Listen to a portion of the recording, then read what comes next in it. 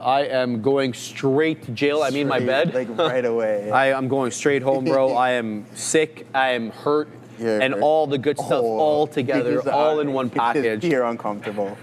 Pure uncomfortable. But here we are, right? You gotta do what you're obligated to do, my guy. It's not even for them too, right? You gotta like chilling out with everybody in the chat. It is Friday. We got Clarendon and Jamaica in the house, always representing a lot of good stuff there. But yeah, I hope everyone has a fantastic weekend, guys. The lion isn't the largest animal in the savannah, but it is because of its mentality. So. The elephant, right?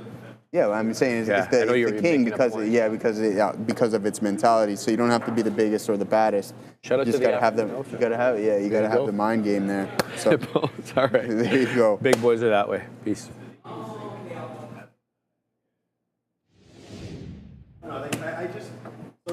Oh, bro, that last. I said I can't find our makeup. Oh, he said he didn't want to say that live on the air, but I saw where it is. It's in the hallway now. Yeah, they moved our makeup station. Whoa. Okay. Oh, all right. Sharif just called this stock a piece of something. It's just a stock. I know. It was Joby. He's excited about Joby? The Joby move. What's Joby doing? I don't know what Joby. Nobody knows what Joby's I should probably doing. enter the chat because I just realized that I'm. Neil, get in the chat immediately. I'm not even in the stream. Neil, could you focus, please? I mean, we have some things to do here today. No, denied. Joby high of the day. 12% Joby is up. Why would we be mad that Joby is up? Why are we calling it a piece of, why are we calling it bad names? Probably because he was short or long. I was just trying to get BBAI. He's delusional. When Sharif doesn't feel well, he gets he doesn't even know where he is right now. He thought he was at a Mo Salah game. Mo Salah? Yeah, Egypt. Okay, that's a little random as well. Oh, are they making? Welcome back, everybody. Obviously, it's been a wild one. The market is still ridiculously hot. Oh, I'm trying to get this reversion on BBAI. But the other thing I wanted to mention is the hooded one is on the move. So remember what's happening tonight? Yeah. Yes, Robinhood effective. Immediately. It's been effective at the close or Monday morning. Robinhood added to the S&P. There's going to be some buy. Is Apple being added to the S&P today? Is Apple being added to the Nasdaq 100 or something today? It's not in there yet. No, I don't think so. You would think that is Intel being removed from the S&P 500 today or something? Yeah, I still have the same two trades, man, that we had all day, and I just have very, very small piece. It's because 245, my level is 245 break, and I just went down 10 cents, and that's literally not stopped out the last two times it went down there by 4 pennies. So today I'm in a good mood, obviously, as we can sit here and watch out what's going on. Here, you guys asked if I was red yesterday. I said yes, and I was. And today we're up more than we were down yesterday. I think we might have one red day this month. That was yesterday. But right there, 245, looking for that little break level. I'm gonna double check that number. I think it must have more than one red day. But right there, breaking down below that, that's Apple. Boom, boom. We got $5 there. And then the trade for me that I like both of these trades. Both of these trades were right here on our sticky note today where we wrote down Intel short, Apple long. It's that simple. The first long on Apple broke 241.50, and then we had to buy the low of the day. And Intel, there's that first break. We actually wind up making the most money there. And this is a good one as well as we continue to short right off the 200 period moving average. I wasn't here for this reload. That would have been for sure. But I hope some of you guys have that as we continue to make some moves down. Look, it's going to be a great afternoon. We do have the S&P 500. All of it, right? Well, it's quad witching. Yeah. So actually, they don't call it quad anymore. It's triple witching now. There's no more quad witching, but you'll have some major index rebalancing, obviously. It's also the beginning of the quarter, so we'll see a lot of crazy, well, I don't want to say we'll see a lot of crazy action. What you will see, what you already see, what you will see at 3 o'clock or 3:30, and then there's already, the imbalance locator is already kind of ridiculous. It's 2 o'clock, and you've got the entire list is bigger than what we would see on a normal day. Right, CDEs already 18 million to buy. Pfizer already 7 million to sell. NU already 7.6 million to buy. And this is BBAI 4.7 million buy side. And this is at 205. So what are these going to look like in an hour or two? What? But these are all pretty big. remember the early look for the imbalances we only get with NYSE, so this will be all NY, and then at 350 you'll see some of the Nasdaq names, but the big ones, Robinhood, AppLovin, obviously going into the S&P 500, that's Nasdaq. So because it's Nasdaq, we're not going to get the early look on those, but it's worth keeping anyone that's significant like this BBAI. Like, I'm going to have it up because, to me, I'm trading the stock. It doesn't, just because it right now is a buy and balance does not necessarily mean it's going to go up. I'm trading it like normal. That said, anything with a significant imbalance, once you get closer to like 330, I personally wouldn't want to be against the grain, but that's just me. So if we'll be letting you guys know in real time, obviously, as any of those change. And I see now that I'm in the chat, because I wasn't in it, Patrick Jam, Tesla at the volume weighted average price. It's above it. In a good way or a bad way? So it's above it? Good way. Well, that's good. It just ripped through it, but yes, it's there. That we like to see. Tesla ripping up 2%. Not bad for Tesla. Tesla had a bit of a rough day yesterday because it was all sell all day long on Tesla, with the exception of maybe 15 minutes in here. And now it's looking a little bit better. Yeah, so a lot to get to this afternoon for sure. I said to Sharif, you were there too, but I was like, it's easy to be right when it's this bull market, because like everything, most positions that people have, because I was talking with some guys. Yeah, I was talking with some guys in the back, and he's like, I can't never get filled. I'm bidding, and I'm just like, don't worry about getting filled now on the bid. Like that's not, if you're not watching the market, it's tough because, like NVIDIA will whoosh down $1 and then it'll go back up, and you'll be like, I missed it, but it's just, these things can happen on Monday, Tuesday. Like I just told them, don't worry, the market will fall back a little bit. I put a bid, so I did sell some Palantir. We talked about that today at that 180 mark, and now it's 183. So do we feel bad? Yeah, to do that, but that's what we're doing. We're taking stuff out. We got filled on, like we're long Big Bear AI at $4. We got filled at 650. It's at 680. Okay, we got filled SoFi at $24 3 weeks ago. It's at $29 now. Okay, this is great. Like we still have shares. You don't ever want to get out of everything, and you just want to make sure that your positions are solid enough that you believe in them, and if there's still a story to go higher, then watch them continue to go higher. I mean, there's not much you can do unless you are willing to pay the current price. That's the only way to get long, because like there's the dip down. So someone got long SoFi here today at 28.82, and someone got long SoFi today at 29.50. Like there's going to be this difference of stock prices. I mean, look at Tesla as well. There's going to be some traders that got long, in the pre-market at 420, and some that are punched long at 430. So there's going to be this kind of ebbs and flows with the market. So don't feel that you've missed stock prices. Like I'm still bidding Alibaba. We're going to go to Shreve in a second. Like I'm still bidding Alibaba down here at 150. I have it for 2 weeks. If it fills, it fills. If not, look at it continue to go higher, right? We're in the name, but we like to get more. So let the stocks come back in.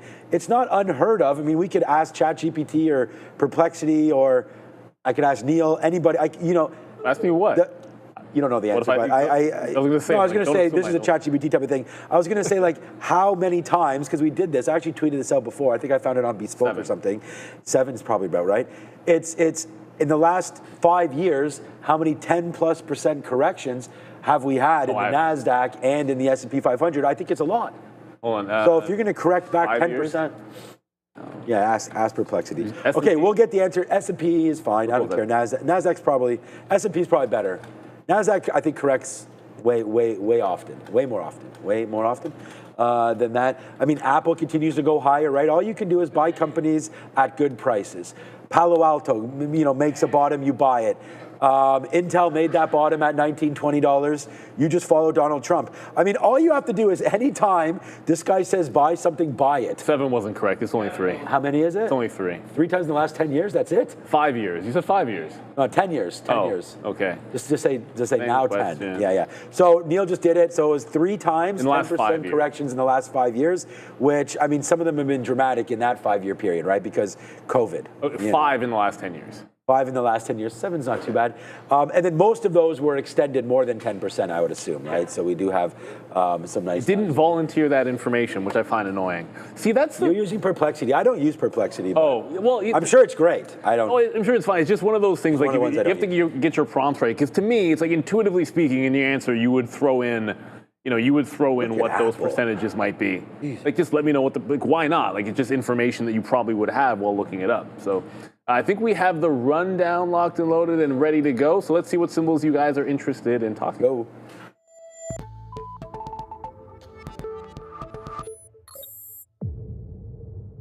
Welcome to the afternoon rundown, the show where you decide what we talk about every afternoon. The big boys, Neil and Sean, they're locked, they're loaded, and they're ready to look at the tickers as decided by you. But the only way to get those tickers right there is to join us in the chat and vote for your favorite ticker every day. It's super simple. Throw in that $sign followed by whatever ticker your heart so desires. Let's look at all four major averages, guys. They're all green for the exception of the Russell. The ES holding above 6,700. We've been talking about that as a critical resistance level. Let's see if we can close above 6,700 on the day. The NQ also nicely up on the day, above 24.8. Actually, the best performing major average on the day, followed by the Dow, up a little bit more than 0.25% into that 46,000 point area. The Russell 2000, which made all-time highs yesterday after we got the 25 basis point cut, giving back a little bit today to the tune of a little bit less than 0.75%. So we'll keep an eye on the Russell going forward. Let's start though with the first ticker as decided by you guys, Opendoor, and this one's been on the top for a while now. Today there is a catalyst on Opendoor. In fact, they let their top finance executive, the CFO, go in exchange for letting Salim Fareha go and bringing in Christy Schwartz, who served as interim chief financial officer from December 2022 until Fareha was hired. So she has experience on the job. New CFO for Opendoor. Yeah, new CFO. But just before we get there for a second, I want to shout out to a viewer in the chat here, Guap10. What up, Guap? Neil, you won the battle, not the war. See you in the playoffs. # Dolphins.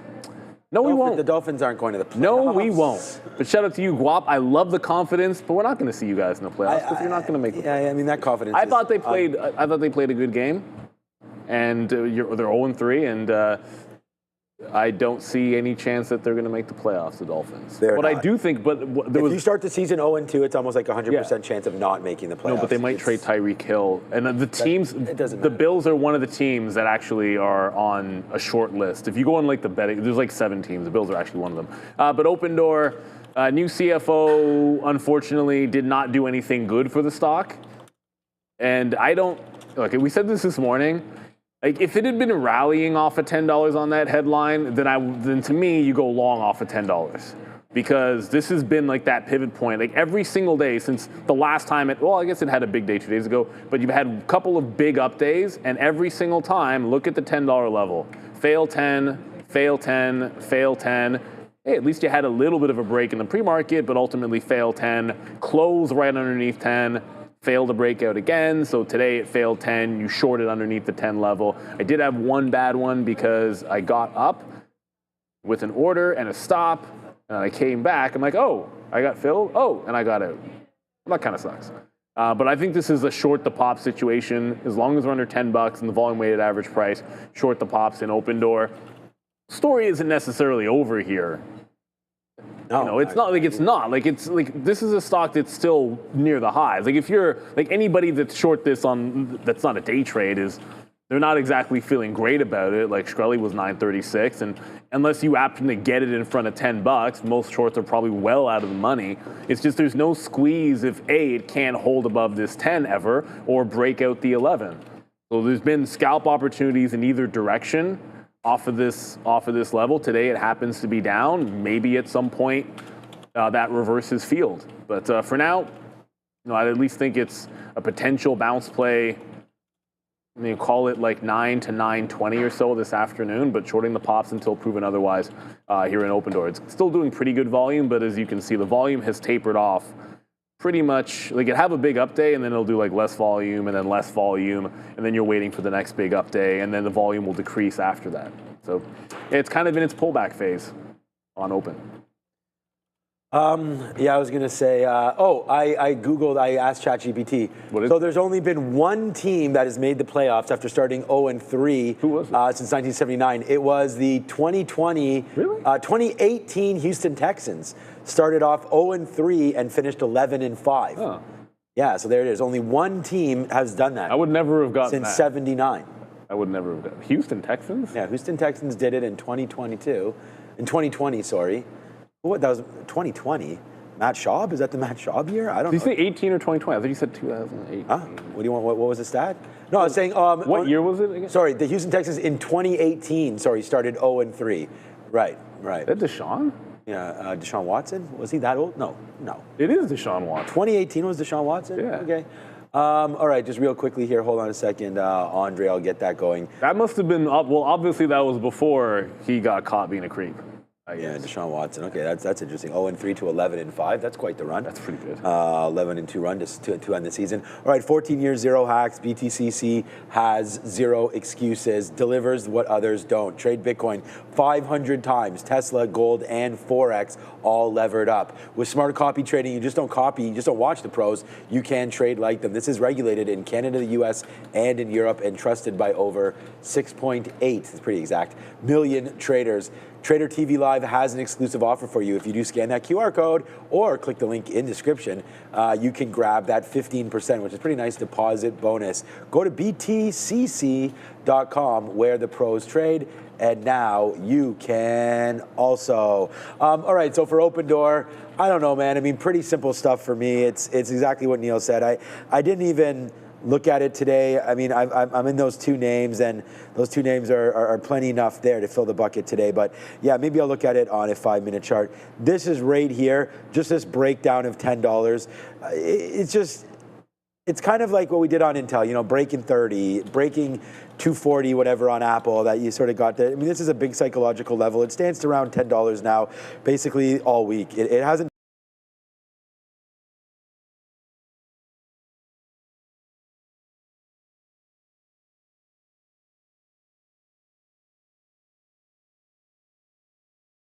To me is like when I bought this a couple weeks ago and was telling everybody about it, it's like it was going back up here anyway. Like I just thought that any sort of news about AI was going to run this thing, right? And we didn't even get any AI news. We don't even have Chinese. Get out of here, fly. We don't have China yet, and this thing is still going. So I mean, I think this has a big chance to take that 260 out next Thursday. All right, let's see if that happens. But anyways, Opendoor continues to make waves. I'm going to stop out of this. I want to watch the 50-period moving average. If we stop out here, 245.50, so let's cancel this. This is basically like a trailing stop without actually doing that. So 245, 48, whatever, 48, 49. We don't have very many shares. That 1 cent's going to matter. But there it goes, continuously climbing to the upside. I say this all the time. I got to get better at holding these runners, but what are you going to do? Intel downside as well. All right, AGMH. Let's go find out what's going on at this annual general meeting. Up 420% more, Sean, and it started moving in the aftermarket yesterday on this headline. So the stock surged big after the company filed a Form 6K with the SEC. The company says its Hong Kong subsidiary completed the sale of Nanjing Lucon Semiconductor Company for $57.5 million. It's a good strategic restructuring here because the cash proceeds exceed 13 times its current market capitalization, at least it was before this big move up here. So AGMH off the highs, but up big still on the day. Yeah, this is not the chart of your regular 400% mover. No questions asked. Like the daily chart actually isn't terrible, although it's a little crazy and parabolic. And I think we should always have a bit of a grain of salt for these types of names because we've seen the back end come in, which it did here today. So with all that being said, yeah, it looks okay. The good thing about it too is it seems to really be holding like structurally on VWAP and the $10 level. Like this looked like it was done right when we were leaving you guys in the morning, and then it just bounced pretty cleanly off the $10 level, which is also holding support. You're seeing it break a little bit of trend right now. So it might have another second leg in it here. Volume is much better than liquidity if you pull up a level 2, like 200 million shares worth of volume, but it's not going to move like that. Like it's not going to move like an Opendoor where you can visibly see the liquidity and you're probably not going to get your stops run as much. It's very, very thin on level 2. Like here's there's BBAI, but here's AGMH. When you throw that up, yeah, it's done a ton of volume, but there's not a great amount of liquidity in this name. So while it has been relatively stable in terms of no halts, it does have the look and feel of something that could, halt up or down on you. So just be a little bit careful. Understand that with your stops. It is trying to break a bit of a consolidation right now. But yeah, for me, I don't like chasing these ones when they've shown you the back end. And that certainly looks like the back end to me. All right. Yeah, we do like back ends around there, especially that kind of a trade for AGMH. Everyone missed I said AGM, Annual General Meeting, but it doesn't matter. We're going to go back over to Sharif and talk about Big Bear AI. We don't want this man to be here too long. Let's go back over there just a couple more minutes. BBI, OKLO, Tesla, and then we'll talk about some of the imbalances potentially tonight and things like that. Absolutely, Sean. Big Bear AI, fantastic looking chart today. 7.5 off the highs as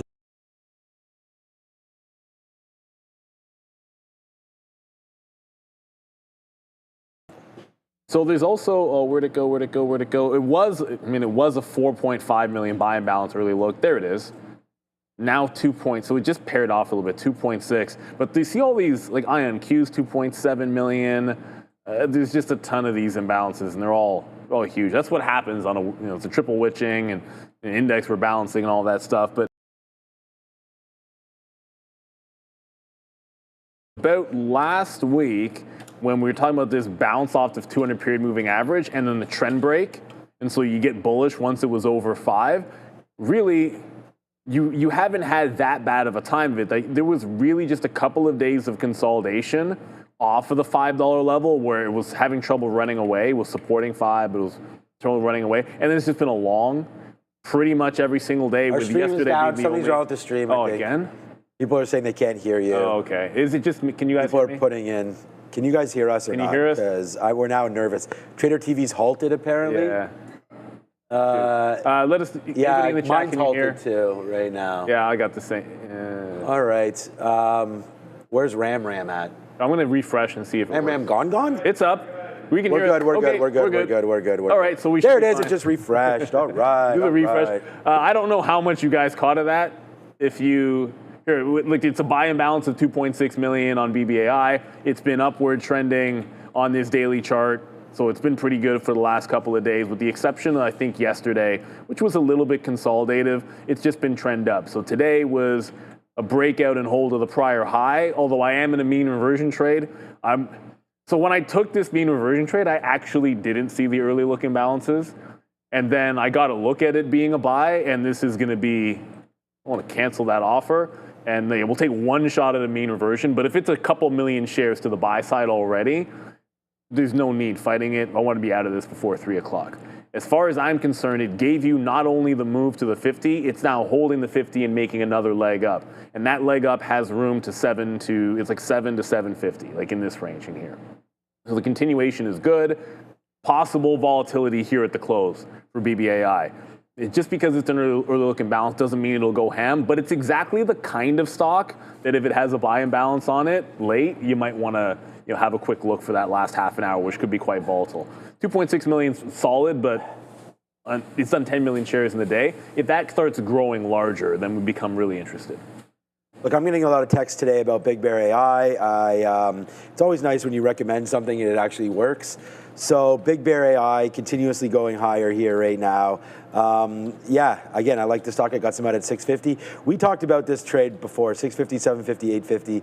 So let's see if we can rinse that one more time and see if we can still hold on to about 30-40% of our position, so the runner will be real if it does happen there for Big Bear AI. I mean, Neil just went over some technical areas, obviously, so I'm just going to just remind everybody right here that if you're looking at Big Bear AI, you do want to make sure that you understand they're not making any money, right? So they don't even have a PE right now. They're a negative company. They don't make any money. Very similar to Palantir, didn't make money for a very long time, then did. Now it's ripping like crazy. So I just think that, when you're looking at stocks like this, you got to take that into consideration.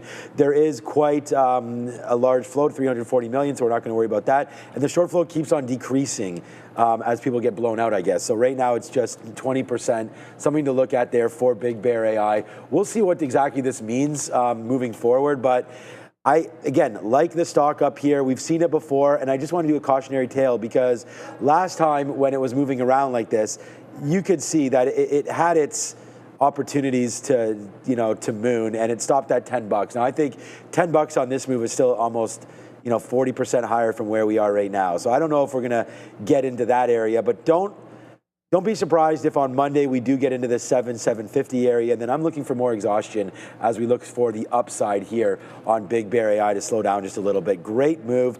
We only got news a couple weeks ago about more airport and more stuff like that, programs there as far as security is concerned. So their big play are airport detection, checking out IDs, checking security for airports. So Big Bear AI continues to make moves higher, and yeah, up another 8% on no news. So this is just something that has memory, and I think it goes back up, at least test this 740 area, and then hopefully we're able to do that, and then run up to $8 one more time. So yeah, Big Bear AI. I mean, I don't think it's a crazy long-term hold, which is why I keep getting out. The minute they turn a profit, I'll put all this money that we've been making on this right back into it. But it has to turn profit first. So for now, we just keep scalping it out.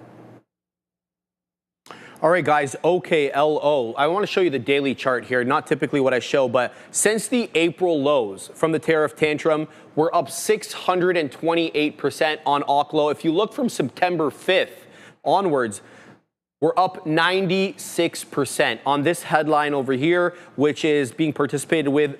Nuclear and uranium names trading higher as the sector recently surged ahead of a nuclear energy deal between the United States and the United Kingdom, and after news that the U.S. Nuclear Regulatory Commission signed a refreshed memorandum of understanding with the UK's Office for Nuclear Regulation. So nuclear and uranium names, all sorts of strong this week, boys.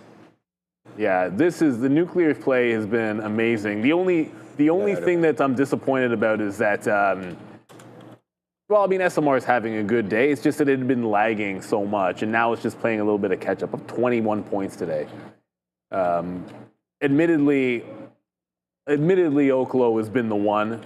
Like, there's pretty much, like, there's no question about it. Like, it's just distinctly built different. They all had decent short floats. I mean, last I checked, I think they were all around the 22-ish%. So it's, tit for tat. They're all about the same thing. But OKLO, 25 points today. This is a squeeze. When the headline came out about the government and the quantum, all you really did is added fuel to the fire. And there's something to be said. I know Shkreli is dogged on these, but one thing he does mention is, hey, look, these guys they're not making money. It's all speculative at this point. Entirely true. This has turned into just a breakaway momentum squeeze play at this point. Like it's borderline absurd. That all said, it's happening. It's real. This is a no chance chase up here. If you weren't in on these earlier, some of these big consolidations, it's not just extended, like it's over the top extended. Like look, the daily chart on OKLO is nonsense, and today is like the parabolic crazy day into what has already been a little bit nuts. So this is one of those ones, I mean, ring the register for sure. And like,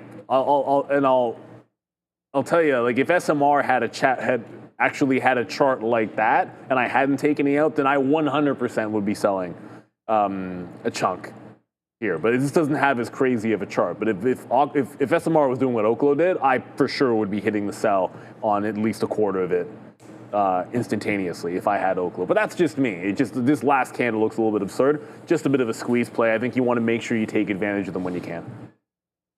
Yeah, I want to basically say the same thing. I mean, this is not making any money there, so I was going to look at SMR up 20% today. Like, just a huge move right back into these areas where we've had so much topping tail candles. Like, thing is, at the bottom here, you don't get those candles as much, but you do at the top. So I think there's a lot of sell side action up here near $50 for a lot of these names. So as we continue to climb higher, I mean, it's hard to say here and say like we're predicting something to go, because it's almost impossible to do, predict the exact percentage points that a stock moves up. But right now you want to play the momentum, and you had some opportunities to buy and sell. And this is what I've been talking about when I talk to those people that are like, I can't get into anything. You just got to look for your prices when they come in. You got to stand there and take them. And sometimes they're not going to look great. Like, when this move is coming back down in and coming into some support, it's not going to look good.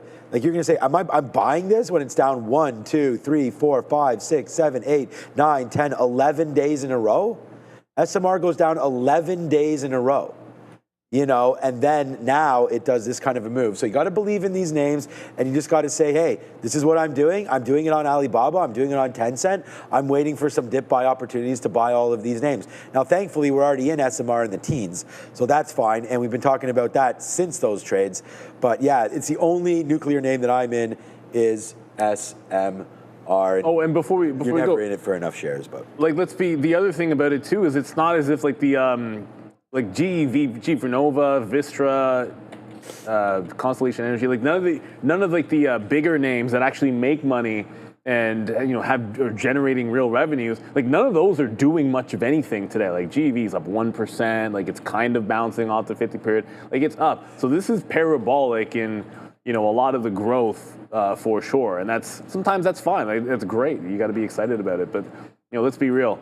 Sometimes it gets a little bit frothy, and when you sell or take profit, you can regret it. I've been there before, but I think on the back end of it, when you look back, you're happy because if it does unwind and you didn't take anything out, then it's all paper until you actually get some profits in there. Speaking of profits, Tesla has been giving them to you.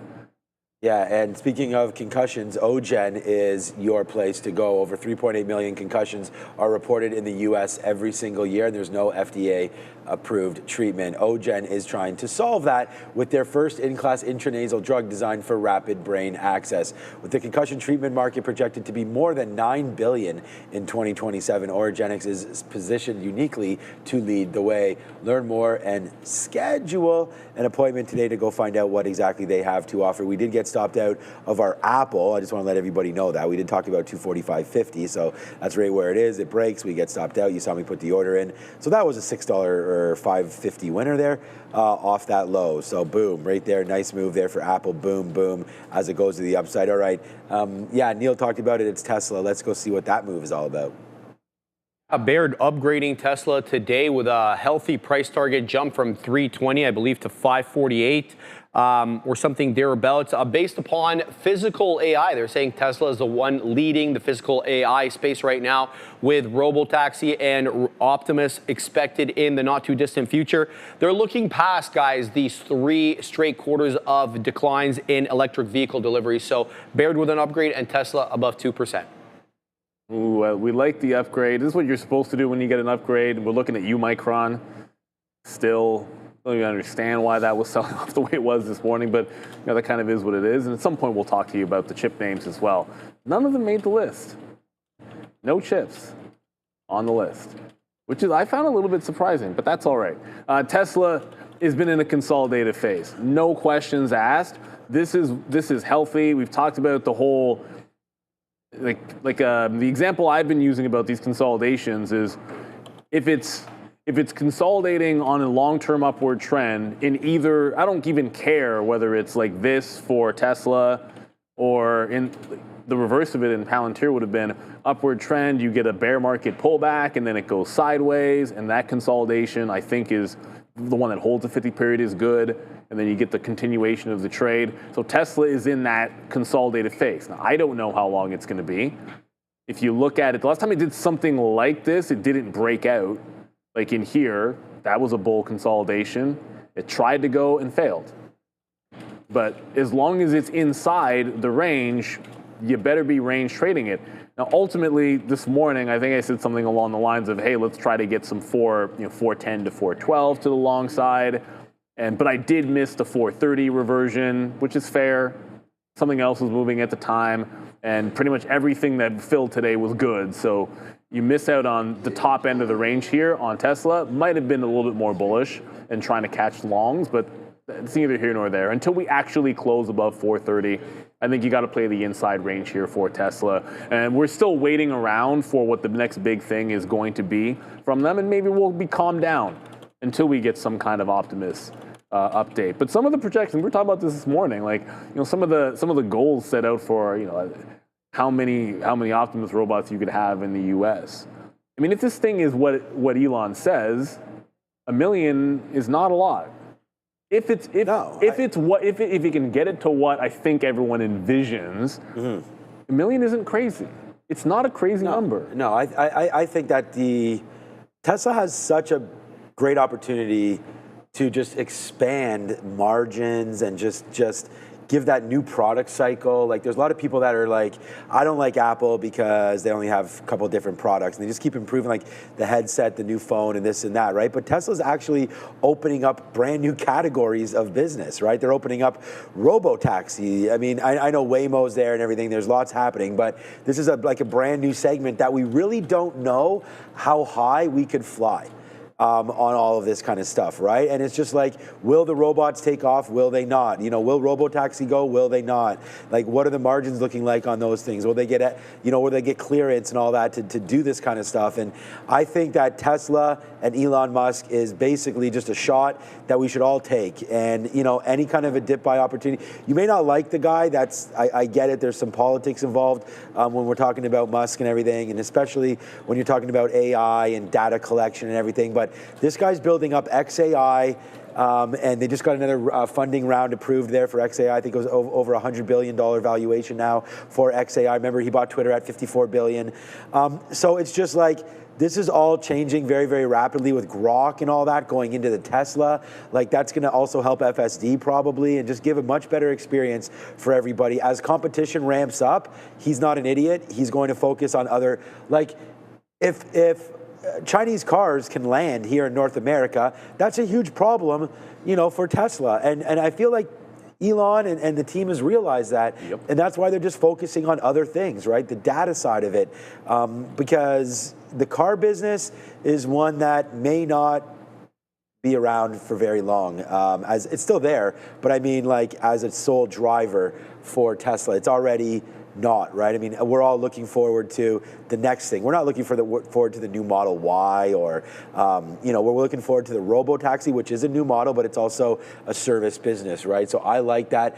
Apple has really reinvented themselves with the service business, and I think Tesla could do the same thing for sure. So I really like the stock. I'm not heavily long into it. I am long Tesla, but it's like a small position, but I like the stock and I actually want to get longer the more I talk about it like this. So I think Tesla's worth a shot. Shout out to Chef Joe and everybody in the chat that has printed millions in this. And we have friends that have done some stuff similar. So I really like Tesla up here and I think it continues. I think Tesla and NVIDIA have printed the most millionaires in the history of the stock market. So I know. I'm not going to sit here and be like there's a problem with this stock. I don't think there is at all. I mean, we can call up any kind of a monthly chart or whatever to prove that point. Oh, yeah. Okay, so I just want to show something here, too. This is a new trade idea. Okay, so we are now done. Let's go. Let's start talking about some money-making opportunities right now. All right, so I think Faraday. All right, I know it's crazy to think about this, right? Because we always talk about Faraday futures and say, you know what? Again, it's called Faraday Future Intelligence. That's why you get the AI in there as well, right? Here it is, right here, here. If you don't believe me, Faraday Future Intelligent Electric, right? So these guys, short float 17%. Float 140. All right, the stock is a disaster. There's no doubt about that if you're going to look at where the prices come from and where it's potentially going. But here's a daily chart of Faraday right now. So, darn it, I got to zoom in on this. So we saw where it came from. It's not good back there, fine. But look what's happening right now. This is the 200 period moving average. We're bouncing off this pretty smoothly right here around 150. And, it's already been up to 350 again. Can we get some noise happening on Faraday? Yes, we can. And when that does happen, what are the chances of it going back up? Not too bad. So, this is always a risk because you could come in one day and it's been downgraded, and I don't know anything about the financials here at Faraday, so this is not something that I'm putting the kids' education funds in or anything like that, but they're just in TSX dividend stocks.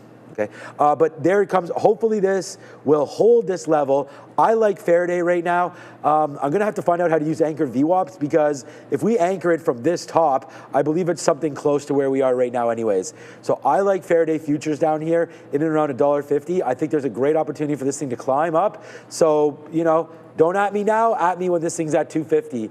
But I like Faraday. We can see where it goes. That's like another trade. That's a possibility. Lucid, again, another name that's really had a rough go. Obviously, we had that reverse split as well. But there's more upside in this. It's doing the thing that we actually kind of like. Oh, you know what? I have to use right, we can't use our charts for Lucid. No, because it had the reverse. Yeah, because of the reverse split. So you want to be split adjusted. for Lucid. But when you look at it, and this is now weekly. The weekly is too far out for Lucid, but it was $2 at the time of the reverse split, right? So that was the monster support level. And usually when stocks reverse split, you know what happens? You go down. Well, in this particular case, it has recovered and gotten back above that support level. So the 50 period sits, I mean, the 50 and 200 are kind of condensed on the stock, but it's sitting at like 22, 23, like right in this range. This is actually a potential, and again, these are always like shot type of plays, right? And at the end of the day, if it was at $2, you'd be buying it like $2.25 with like a 2 stop. In this case, it gets over the 50, you'd want to buy it and then give it a $20 stop. Something along those lines makes some sense to me. And it's just about when you've seen stocks that reverse split and then regain that post-split price, sometimes you can see an explosive move because that's an obvious level for shorts to get in. And you can, I mean, it's actually easier to see when I show you like a non-split adjusted chart like this, right? Like this is where you can sort of look at it from a non-adjusted chart. Like from the day that you get the reverse split, like usually you'll trend down and then you can get a breakout above that price, and which is exactly what's happening now. Sometimes it goes a little parabolic when new shorts start to get squoze, and then eventually this ends up working out the same way, which, you know, they head to the downside. But it has made the breakout of that post-split high. So Rigetti is the latest stock to just start going ham here. Start going ham. It's up 17%. I know. You can't start going ham, but to break out a fresh high is what I should be saying. Break out a fresh high, and there could be some continuation here. Rigetti was, the only reason Rigetti was liked yesterday over the other ones was because it was freshly breaking out the 52-week high. And the continuation has been spectacular. This morning, I was like, the way that it ended, I wasn't really feeling it. It was a good long yesterday, but the way that it finished and we were gapping underneath, did not really see this for a continuation play. Doesn't matter, it's still getting squoze. They'll pull back into the prior high this afternoon is about 28.60. Gives you a little bit of time to catch a bit of a dip here. So if it does a dip, consolidate, let's just take the stairs to the upside on this bad boy. Decent chance, at least with the quantum names, there probably wouldn't be any index action on, but because the Russell is rebalancing, some of the smaller float names that can be in one of the Russell indexes, you do have to watch out for on this imbalance locator, which I'll keep looking for because BBAI, you know what? I can actually get out right now. BBAI is now 6. I have a bunch of them up here, so I'm just going to show you the one I have in front of me. Now 6 million to buy. Remember what it was before? 2.5, I think I showed you guys, or 2.9 million to the buy side. It's now 6.3 million to the buy side. Oh yeah. So yeah, I just got out at 80, and it's I had 79 short. I just got out at 80. There is no need getting into 3 o'clock that if I see a buy imbalance, you know, taking a technical trade into the imbalances. When the balances will say, who cares about your technicals? Like it's just a trend break trade down. Well, it's not going to matter if this thing comes out with the 6 million turns into 10 million to buy or 20 million to buy, some nonsense. Who cares that it broke the trend? It's just going to do whatever it's going to do going into power hour. So we'll keep our eyes on all of these big imbalances. We'll give you updates on them. I think out of the names that we tend to care about, that's like I don't know. Like maybe people do. I don't even know CDE or HL, Kenview, whatever. That's an old deal. Yeah, Archer Aviation has a 4.5 million buy. Like I'll just throw out the names that I know people tend to be interested in, and people tend to trade, and a lot of our viewers tend to care about. But yeah, BBAI big buy imbalance, and I checked the notes. It's not actually supposed to have a gigantic weight change for Big Bear. It just happens to have this showing up. Okay, here we go. Screen cap right now. Push pause. Watch out for this. You have this right now. This is. Can't even believe I'm giving this to you. Here it is right here. So this is the contribution to trade here tonight. We're going to wait to see what winds up happening. Don't even worry about any of these things. You just have to worry about this category right here on the right. These are additions, increations. That's right. Float increases, additions. Share decreases. It sounds dirty, but it's not. Oh, man, it's definitely not a word. But here we go. So there's Robinhood. We already know that's an addition. We already know AppLovin's an addition. So what's coming down, right? We got Apple is a decrease right there. So we could see a sell-off there in Apple near the end of the day. Could, right? This is all going to take effect on the close at 3:50 when all of this information becomes public. It could be completely the other way around, but generally speaking, this is what's going to wind up happening. There's my boy right there. What up, Alex and Palantir right there? You guys know that we love some Palantir. That is also a float increase. Decreasing is Tesla. Increasing is Amazon, right? A buy there in MCore, migration buy. So from one to another, right? There you go. Q2 Holdings is being added as well to the S&P right here. There it goes, addition. This is S&P 1500 ranked by contribution. So there's different things happening in different markets, right? Not just all this S&P 500. There's Oracle. That's a float increase as well. We could take a look at that. I don't know what funding means for Microsoft. Not sure. Meta, share decrease. So there are different names. These are all the big names here. Now there's many other things happening, but these are the bigger names that I was able to find that we're looking at here into the closing prints today. So we'll have a double check on that. And Neil just did all the work for me by explaining basically what's going on with this imbalance locator. These are all New York names. So, you know, anything on here that is New York based, we can double check. Oracle is New York, right? I mean, it's not on here yet. And if it is, it's the problem is all these small caps are so big early. Yeah, so right now, there's going to be nothing posted on here. I mean, I heard Neil talk about them all, so I'm not going to go through it all. But that's basically what we're doing. I'm going to keep this up. I'll show this again, and we'll look for some more information. But that, generally speaking, is what we're talking about. Now, could that have contributed to Palantir's move up earlier? Yes. I mean, you know, if being a share increase, who knows when that's actually getting done, but there's the bump up there for Palantir, like kind of out of nowhere off the open. We see that there was an Apple decrease as well, and then Apple kind of went oppo of what I thought it would be today. It actually did make a move down before finally taking off. So we're going to have just to wait to see, and I'm just going to show you an example in Toronto. Now, we don't have the same information about this in Toronto or anything like that, but just look what happened this morning. Like TD Bank printed some traders up here 110, 111, and then floated right back down to 108. So there was some kind of a buy imbalance over there. Look at Shopify here in Toronto today as well. Some kind of action up here at 217, 218, then floated back down into 209. So, you know, there's lots of action that's been happening with big, huge volume prints, obviously, as these days open up. And it happens on these witching days. It's Friday, and there's a big move for Tesla, obviously, this morning as well. So, you know, there's going to be action at the close, and we just want to have everybody, you know, watching it with us and, you know, asking questions. And Neil and I will call up the level twos. Yeah. You know, we'll see the action. And if you see some trades flash in for us, then you know that we're doing something. So that's what we're looking at right here. NVIDIA looking like it wants to go down. I'm still trying to buy on the dip of NVIDIA. I put a bid in my own account here around 175. So if we can get that low, then we'll be longer in NVIDIA again today. I'm averaging up into my NVIDIA long-term 401k RRSP. I'm averaging up into NVIDIA. I want more NVIDIA in the long-term account, Neil. That's what you got to do. And I saw you talking about Toronto. So for all of you Canadian traders out there, the call is out because Beta Pro by Globex is bringing back its annual biggest winner simulated ETF trading competition. Now with over $40,000 in cash prizes, including a 20 grand prize, all risk-free.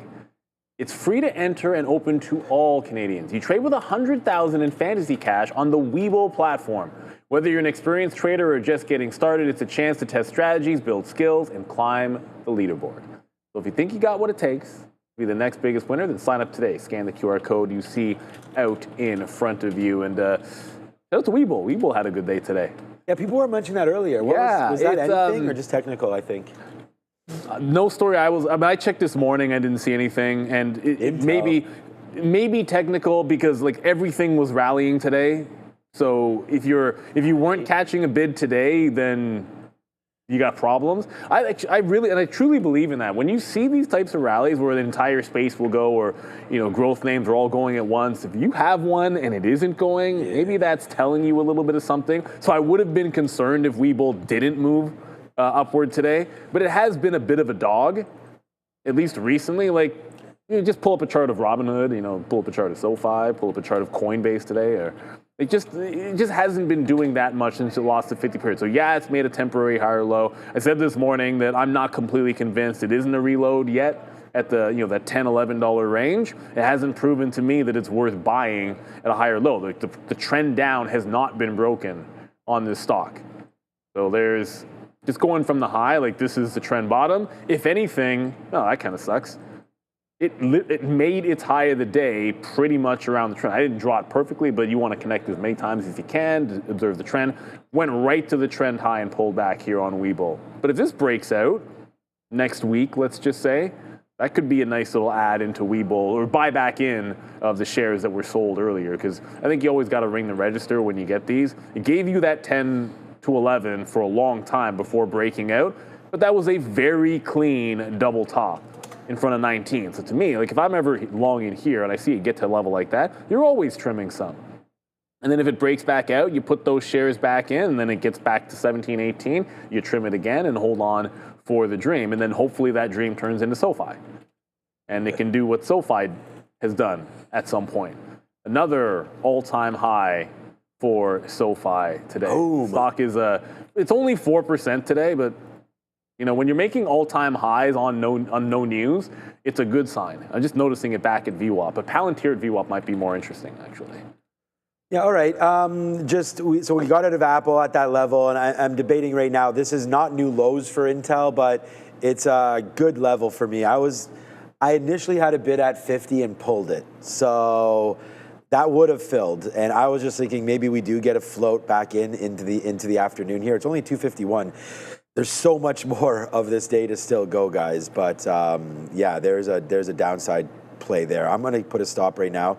And if we break out of this, we break out of it. And we're still looking for more trades, so it's not like I'm done here. 29.61. So put that stop in there. So now it's in. If it breaks back above, and this is what I was talking about yesterday. If you were joining us last night on this show, basically in the PM show, I was talking about how a lot of traders can't seem to make money day trading. It wasn't to discourage everybody from doing it. This is why we create the show, and we talked about this on the first show as well. It's like you got to put in your stop orders to protect some of the profit. And I'm going to show another example right here. And I just think that that's part of what Neil and I are doing is risk management and showing you guys every day that we got stops in where we think stops are due, and we have stops, you know, at many different areas. But if you don't stop out, then you suffer account closures, basically, risk of that happening. And I hate to talk like that, but that's why people get blown out of accounts. Everybody knows that. We all have great ideas. And sometimes it's about execution, right? Wrong day, wrong stock. There's lots of that. And fine taking L's, right? We were red yesterday and green today. But it's like right there. This is the only time I lost today on Intel. And it was going short. Then we averaged back into it at the 200 period. I gave it 5 or 6 cents. It broke. And then went up 2 or 3 more cents. And then I re-engaged that same short. We lost 5 cents there, and now we're in the money 71 cents. And was able to grab that all the way back, all the way to the downside again. So by me putting the stop out right there, it's the same thing that happened in Apple today as well. So I don't want to talk negatively about it. I just want to say that's the problem with a lot of traders. They make the mistakes of potentially getting out too early, which happens to all of us, but often when you get out too early, it's because you're making profit, so it's okay. Good problem to have. Yeah, it's a good problem to have, but it's like right into here. Apple could go to 250 today, I don't know, but it broke the level right here that I've been looking at. And when that happens, I get out, and you know, we'll sit here and we'll be like, oh, face palm and this and that. What have I done? What have I done? That's just all. Just having fun with the show. I mean, at the end of the day, you know, you have to be responsible with your trading. And if you don't, then you will suffer like the other 95%. And that's part of the beauty of the show is doing stuff like this. Speaking of, you know, yeah. Mike the Writer just made a good point here. He said what's up? 2 steps forward, 1 step back for me yesterday. And that's Mike the Writer wrote something in the chat. That's a surprise. Looking for it. Mike P. the Writer is all over the chat, and we appreciate all of our viewers. So shout out. We just got a super chat as well. But I just think that's perfect. Like if that's what you're doing, where like a bad day is 1 step back and a good day is 2 steps forward, that's what matters, right? Like if you have a good day today, today's been a good day. It was good more than it was yesterday was bad.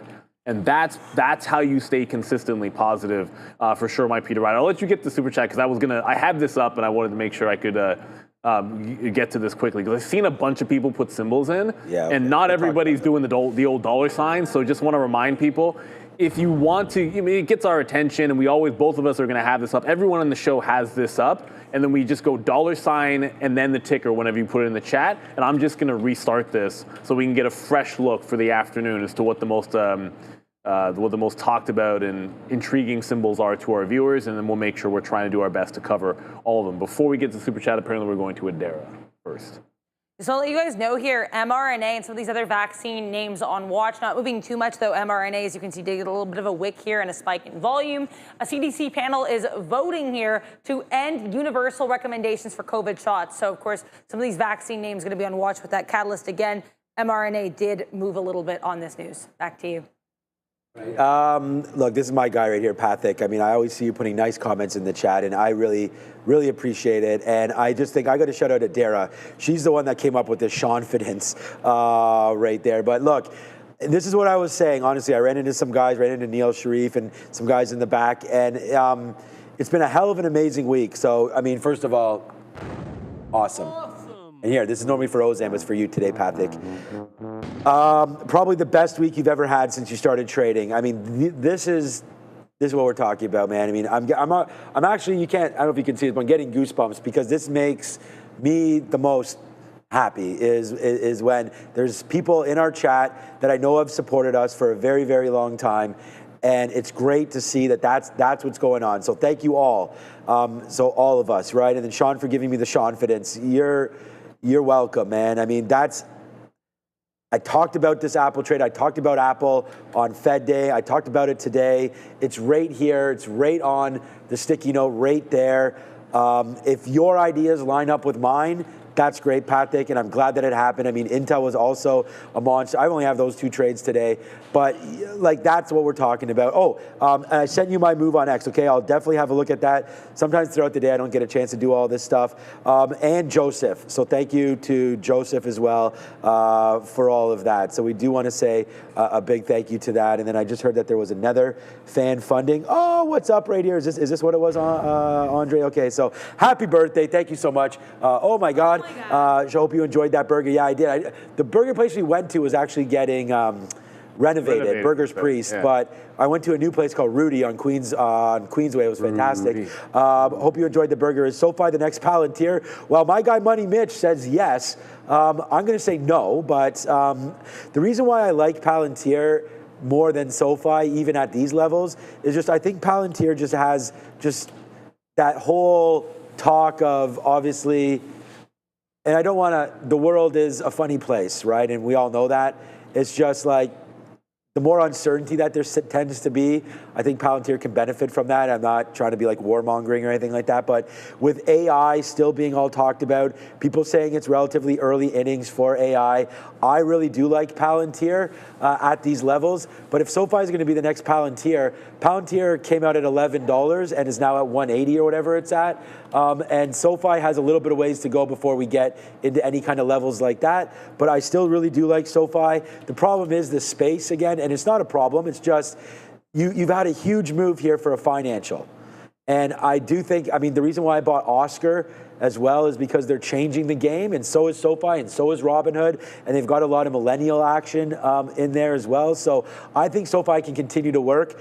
But do I think it goes from Palantir levels down here of $7 to 180?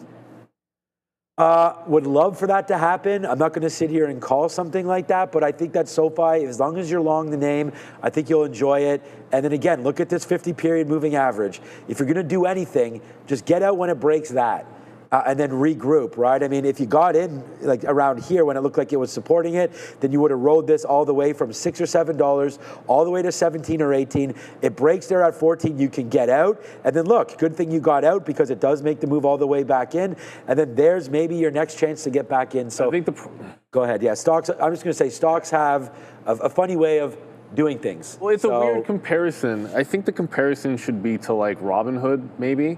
And there's a reason why. Look, I own SoFi, and SoFi has been absolutely fantastic. I should never be complaining about it. That being said, SoFi went from that 7 level to what? The 30 that 30-ish that we're at right now. I like SoFi. Robinhood went from a consolidation at $10 to $120. So you could think there's always something better, and the grass is always greener. That being said, what I think is happening in SoFi right now, Robinhood made we're going to go back to the all-time high. We're going to consolidate above and break out. That secondary move was effectively 90 to 120. Right? Like after you've already had the big U-shape, that's another 25%. So when I look at SoFi personally and see the same thing happening on SoFi, and granted, yeah, it's been pretty good. If you got the absolute bottom, I think the easier entry was in around $7. Like that's when it was pretty clear it was looking good. It was higher lows and all that stuff. If you got it from the absolute bottom, you've gotten 7x, which is almost as good as the 12 times that you've gotten on Robinhood, but clearly not as good. If we're consolidating and breaking out that high, I think seeing a Robinhood-like move in the next couple of months, like you saw on that chart, that takes you really only to about 36 to 40, at the best case, maybe like a 40 or something like that. So if you're comparing like it to something a little bit more akin with the same setup, I don't see how it gets you anywhere near a Palantir type move, at least in the next couple of months. The next couple of months, I think a hold this month above the all-time high monthly close, and you do a Robinhood-like move for another 25%. I think there's going to be some talk about them going into the index. Hopefully by next year, maybe there's an outside chance. There's a lot of deals that are closing, so you're going to see a lot of turnover in the indices. So there's a chance that you could see something in the next little bit for them. Certainly over the next year, they're going to be a talked about name. But in the last round, and we see Robinhood going in, when I looked at the betting list on Kalshi, it wasn't even there. I just realized I actually did not. I closed that. I always had it up there. Like, let me just double check. I want to see who's at the top of this list. We'll do it for you guys live. So I don't know who's going to be on here. I'm pretty sure. Last time I checked, the MSTR was on this list. Do not fail me, Kalshi. And who else was on it? It was Carvana. There you go, Carvana. So just one note about this list at Kalshi in the betting markets is who will be added to the S&P 500 this year.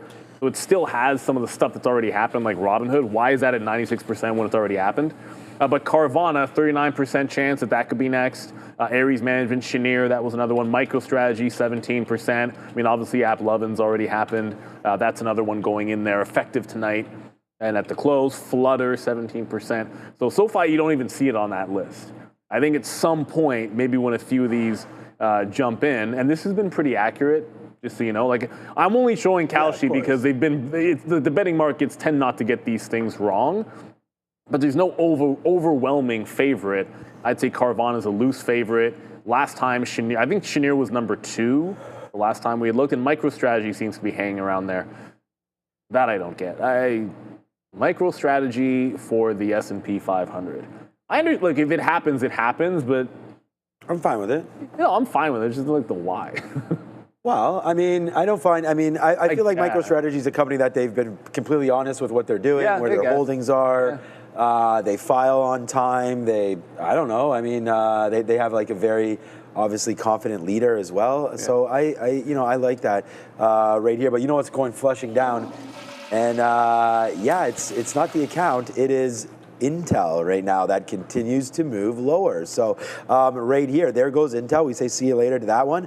We're still short on it, and it's still going lower. So I'm going to switch now. I put my stop at 61. Well, we'll just keep it there. It's not like it's moving that dramatically, but debating just stopping out, putting a bid down here, getting run over, take the fill, and then see. But right here, I'm trying to like psychologically tell myself that I should be trying to hold these things for longer. Like I don't have to close the position so fast every day and be able to hold these type of things. So that's something that I'm trying to get better at right now, and I'm just watching to see what Intel exactly winds up doing.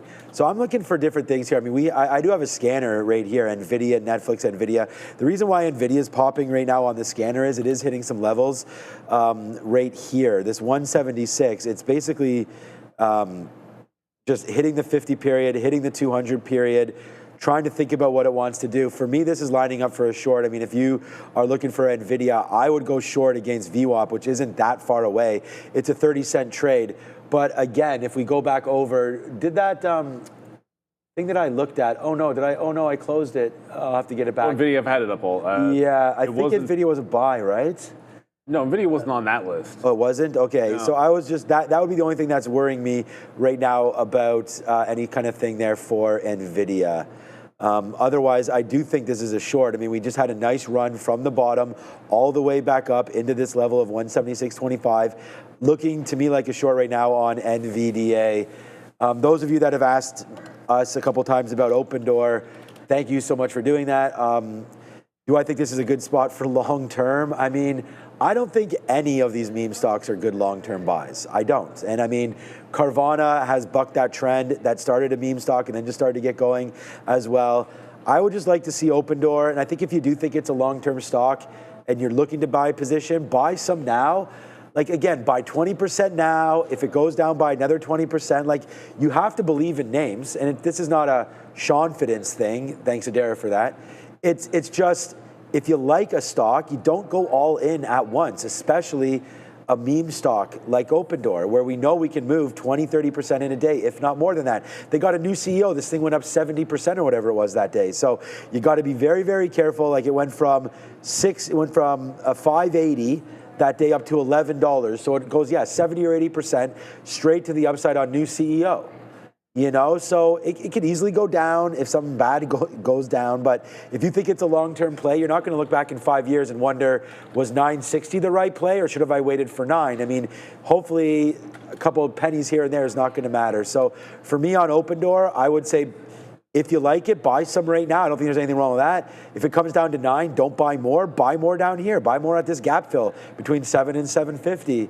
You know, then get some more down at the 50-period moving average, $4 or $5, because it has memory. It will go back up if it wants to work. So that's something for me right there to look at as well. We had Google, I think, today make all-time highs again. I mean, that break yesterday was a fail for me right there. And we took 253.50. That was the big L for me yesterday. And big, it was big, but, you know, we had more trades. It wound up being fine. But there's the move today. Look at that, right off the open again. Fake break. Fake broke all-time highs right at the open. Made the move down, then strong stocks. What happens to strong stocks? They go higher. And Google today, making that move higher again. Looking to take out, again, new all-time highs for Google, 255 and change. I think that's a decent break right there. Why not? It can hold this level. Let's go long Google if it breaks. That's I think this is a good trade here for a unit, whatever, we'll see. That's 254.85. We can risk 15 cents. All right, let's go. If Google breaks this top, let's take it. So I'm gonna try it. 255 break on Google. It's already broken it today. Let's see if it has juice to break it one more time. I'm gonna go long Google on 255 break. So that's gonna be a new trade alert for me. And we'll give it 20 or 30 cents. Back into the 21. I mean, look, it's watched this 21 up about $1. I think we can do that. And if you're a little more like, that's too early of a stop, then use the 50-period right here. Might not get back up there, but if it does, we'll try it. 254.60. All right, I'm going to put it in. I'm taking that long on a break of 255 and change. So that's something that I'm looking at. Yeah, I know you were looking at that NVIDIA. I have NVIDIA in the spreadsheet as a small buy. Okay. Actually smaller than I would have anticipated. Like less, like 250,000 shares to buy, which on NVIDIA is infinitesimally small. So I think like it goes either way and I won't care. But if it was like 2.5 million to buy or just something like more shares, then we would care. I'm a little surprised that NVIDIA is that small. I had to do a double take on them. Like, am I looking at the right spreadsheet? It didn't make any sense to me. But Palantir, as you'd mentioned, Palantir is expected. How much? I'll have to double. Maybe Palantir's a long. The percentage, well, it just broke trend. I'm going to go long Palantir, 182.5 if I can get it. This actually just broke the downtrend, bouncing off VWAP, and we are expecting a buy on it. It's a NASDAQ. Remember, if it's a NASDAQ stock, you're not going to see an early look imbalances, so we won't know until 350 what's going to happen in any of these. Like Robinhood could come out. I mean, heck, Robinhood could come out a huge sell, even though it's going in the index. Same thing with AppLovin. You're not going to know until 350, but Palantir is expected to be a float increase. It's already in the index, so it's not gigantic, but I'm going to favor it to that side. What if I have to step up? I might take this consolidation into this prior high if we're not going to be able to get the 182.50 level. I might take it at 183 and give it back into this prior high. We had some support there before, 182.75. I'm going to try and slip in there, give it the prior bar out. The high of the day is up at 84, so I think you have a lot of room to get there. And I'd rather play long in something it's supposed to be a buy. And if I can find a short, I want it to be in something that I'm expecting to be a sell. But I haven't found too many down weights anywhere on the list. Let's go to Adara. Just be aware here, Biogen and Pfizer are on watch. Again, as I mentioned earlier, we did have this CDC vaccine panel commenting here with regards to COVID vaccines, saying they're going to be ending the universal recommendation for COVID shots. This is Biogen, but keep an eye on BioNTech and Pfizer here. Both of these saying that they're committed to making safe and effective vaccines. So again, vaccine names remain on watch after the CDC did announce that, I guess the CDC panel ruled that they're not going to be giving these universal vaccine recommendations specifically for COVID vaccines. Back to you. Some of those charts are so bad for those vaccine names. I know. Well, they're talking about that, like stocks that are never going to get back to their COVID highs. I mean, Peloton, Moderna. There's a lot of stocks like that. Yeah, like Moderna is on a different. Is FFAI going? Maybe Peloton is on the same level as Moderna. Just in my head, and Moderna is just like the. Oh, no, it's not doing anything. Okay. Like when they do case studies of the COVID highs, like at some point, like MBA programs and all these programs at university, there's going to be case studies, and I feel like this will be a stock that ends up on that list. And I'm not even doing it. Heck, a daily chart doesn't even do it justice there. I'd have to use a weekly for mRNA. It could be a short. Like when you go all the way back, oh my goodness. OPAD? That's not even necessarily far enough. You got to go to a monthly chart, and it's still bad. Oh, wow, Moderna. Yikes. There we go. Now you get a better idea. To me, this is a poster child. With $25 and the high was $5. And it's not like this was a company, and I remember, and I think we all remember when it did the dip. Well, at least I do, and it was over 100 again, and it started going. There were plenty of people talking about the technology, this and that, and this was a good buy the dip down at like $125, and this is gonna be a nice play. And that was I mean, granted, if you got long 120 and got out of 200, you weren't I'm sure you're perfectly happy. But if you held on thinking it was gonna get back to those highs, it was just like this sucker's rally that you needed to scalp. And maybe it catches a bottom. I don't know. Like it's exactly the kind of stock that now it's just so cheap.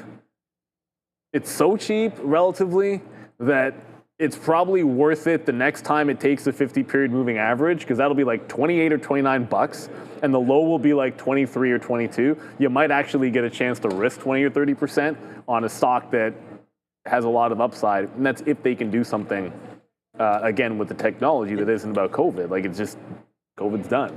Yep. Unfortunately. Yep, exactly. Well, I mean, thankfully. No, fortunately. Unfortunately, yeah. Unfortunately for them is what I meant. Obviously, fortunately for all of us. All right, just a quick, we talked about discipline here, so I'm going to do it again. Right now, I'm going to put a stop in right here at the 50-period moving average, which is now 55. So we'll give this another move higher at 56. Well, I always go a penny higher. I don't know why. But there it is. So we'll see right now what has to happen here. I don't know what has to happen, but we're going to wait to find out right now with Intel as... Hopefully it doesn't retrace back up, but if it continues to go down, we'll do that. Maybe we'll put a bid right here at 31s. Let's just do that right now. Let's put a bid at 33s, okay? See if we can get that near the low of the day. It's now 3:15. We're still waiting for Google to try to break, and Google's right here right now. So we are about to get into a position. If it does take out that high, 251.01, I'm going long, so we're moments away from that. And then I'll just tell you guys about it. We're taking about half a unit. And, that's really close now. I'm not going to stop out for 10 cents on this trade, so I'm going to bring it down into here, 254.70 or so. So I'm already thinking, and this is what I'm trying to get everybody to do, right, is just think about it from a risk perspective. If you do get into this trade, where's your out? So I already have it, so I'm comfortable understanding what my loss would look like if that were to happen. So that's a trade there for me on Google if it does break out. I do want to buy some Palantir, but I mean, Google and Palantir, it looks like Google right now is going to break it earlier, so we'll do that.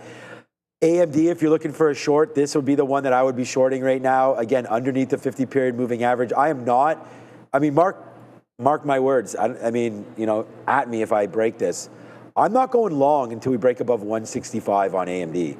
Period. I thought that level was 60. I like 64. Yeah. I don't know, Neil. I didn't. When you put the 15-minute chart, it's like very distinct. At is it? On a 15-minute, it's really distinct at 64 in particular.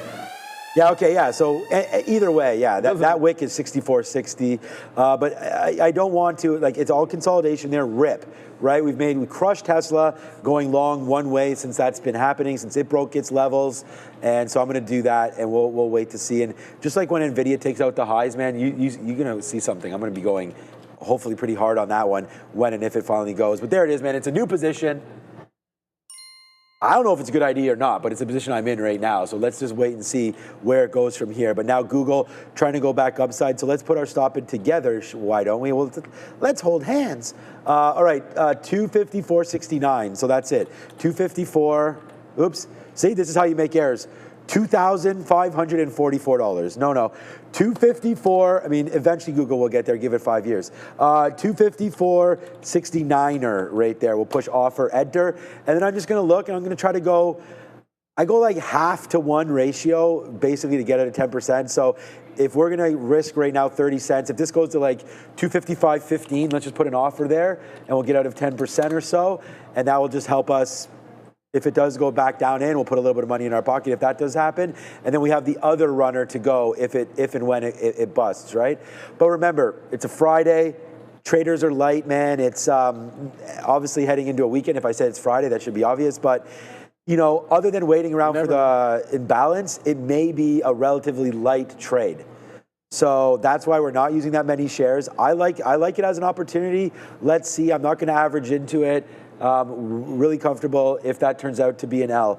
We are also right now looking at this. Look, you guys know where my stop is. It's never going to be right at the 50-period moving average. So it just goes back up there into 53s. My stop is 56. We talked about that live. If that breaks, that breaks. But you know what? I just realized something. Look, this has stopped giving me signals. So when I was like looking at NVIDIA there, that's a signal from 11:57. So I'm going to have to reset. That's why I'm not getting any alerts. So I'm going to have to reset that rate. That'll do it.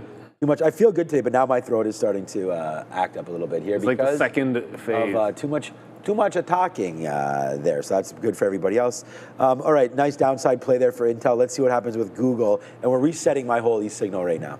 I just, Merkes, I haven't seen this for Open. How did I get filled at 02? Hold on a second. I'll just. 02? No, I just want to say John Mott. No, because I'm long at 02. I don't really understand that question, but if you can explain it, I'll answer it. So I just want to go, shout out to Neil. Just go over whatever you were doing. I just don't understand that question. No, it was just, I haven't seen this open rumors of partnership with something called Lennar. we know Lennar. Yeah, Lennar, yeah. Computers. Yeah, Opendoor. I mean, okay. Lennar. Oh, Lennar. Housing. Lennar, yeah, housing. Oh, I thought it was Lenovo. No, I haven't seen Lenovo. You know, I don't. They make good laptops, I heard. I think they're business machines, right? Maybe they're not around anymore. No, they are. Yeah, they still are. I don't know that I've ever. IBM, right? Yeah. Yeah, I don't think I've ever used them, but I have not seen that headline. They still making for Opendoor. I'm just double checking. Lenovo? No, not really seeing anything crazy. Oh my goodness! I just saw the headline for today. There's Google, by the way. One Opendoor army dreams of Super Bowl ads while stock takes a timeout. That's absolutely hilarious. That is hilarious. Super Bowl ads.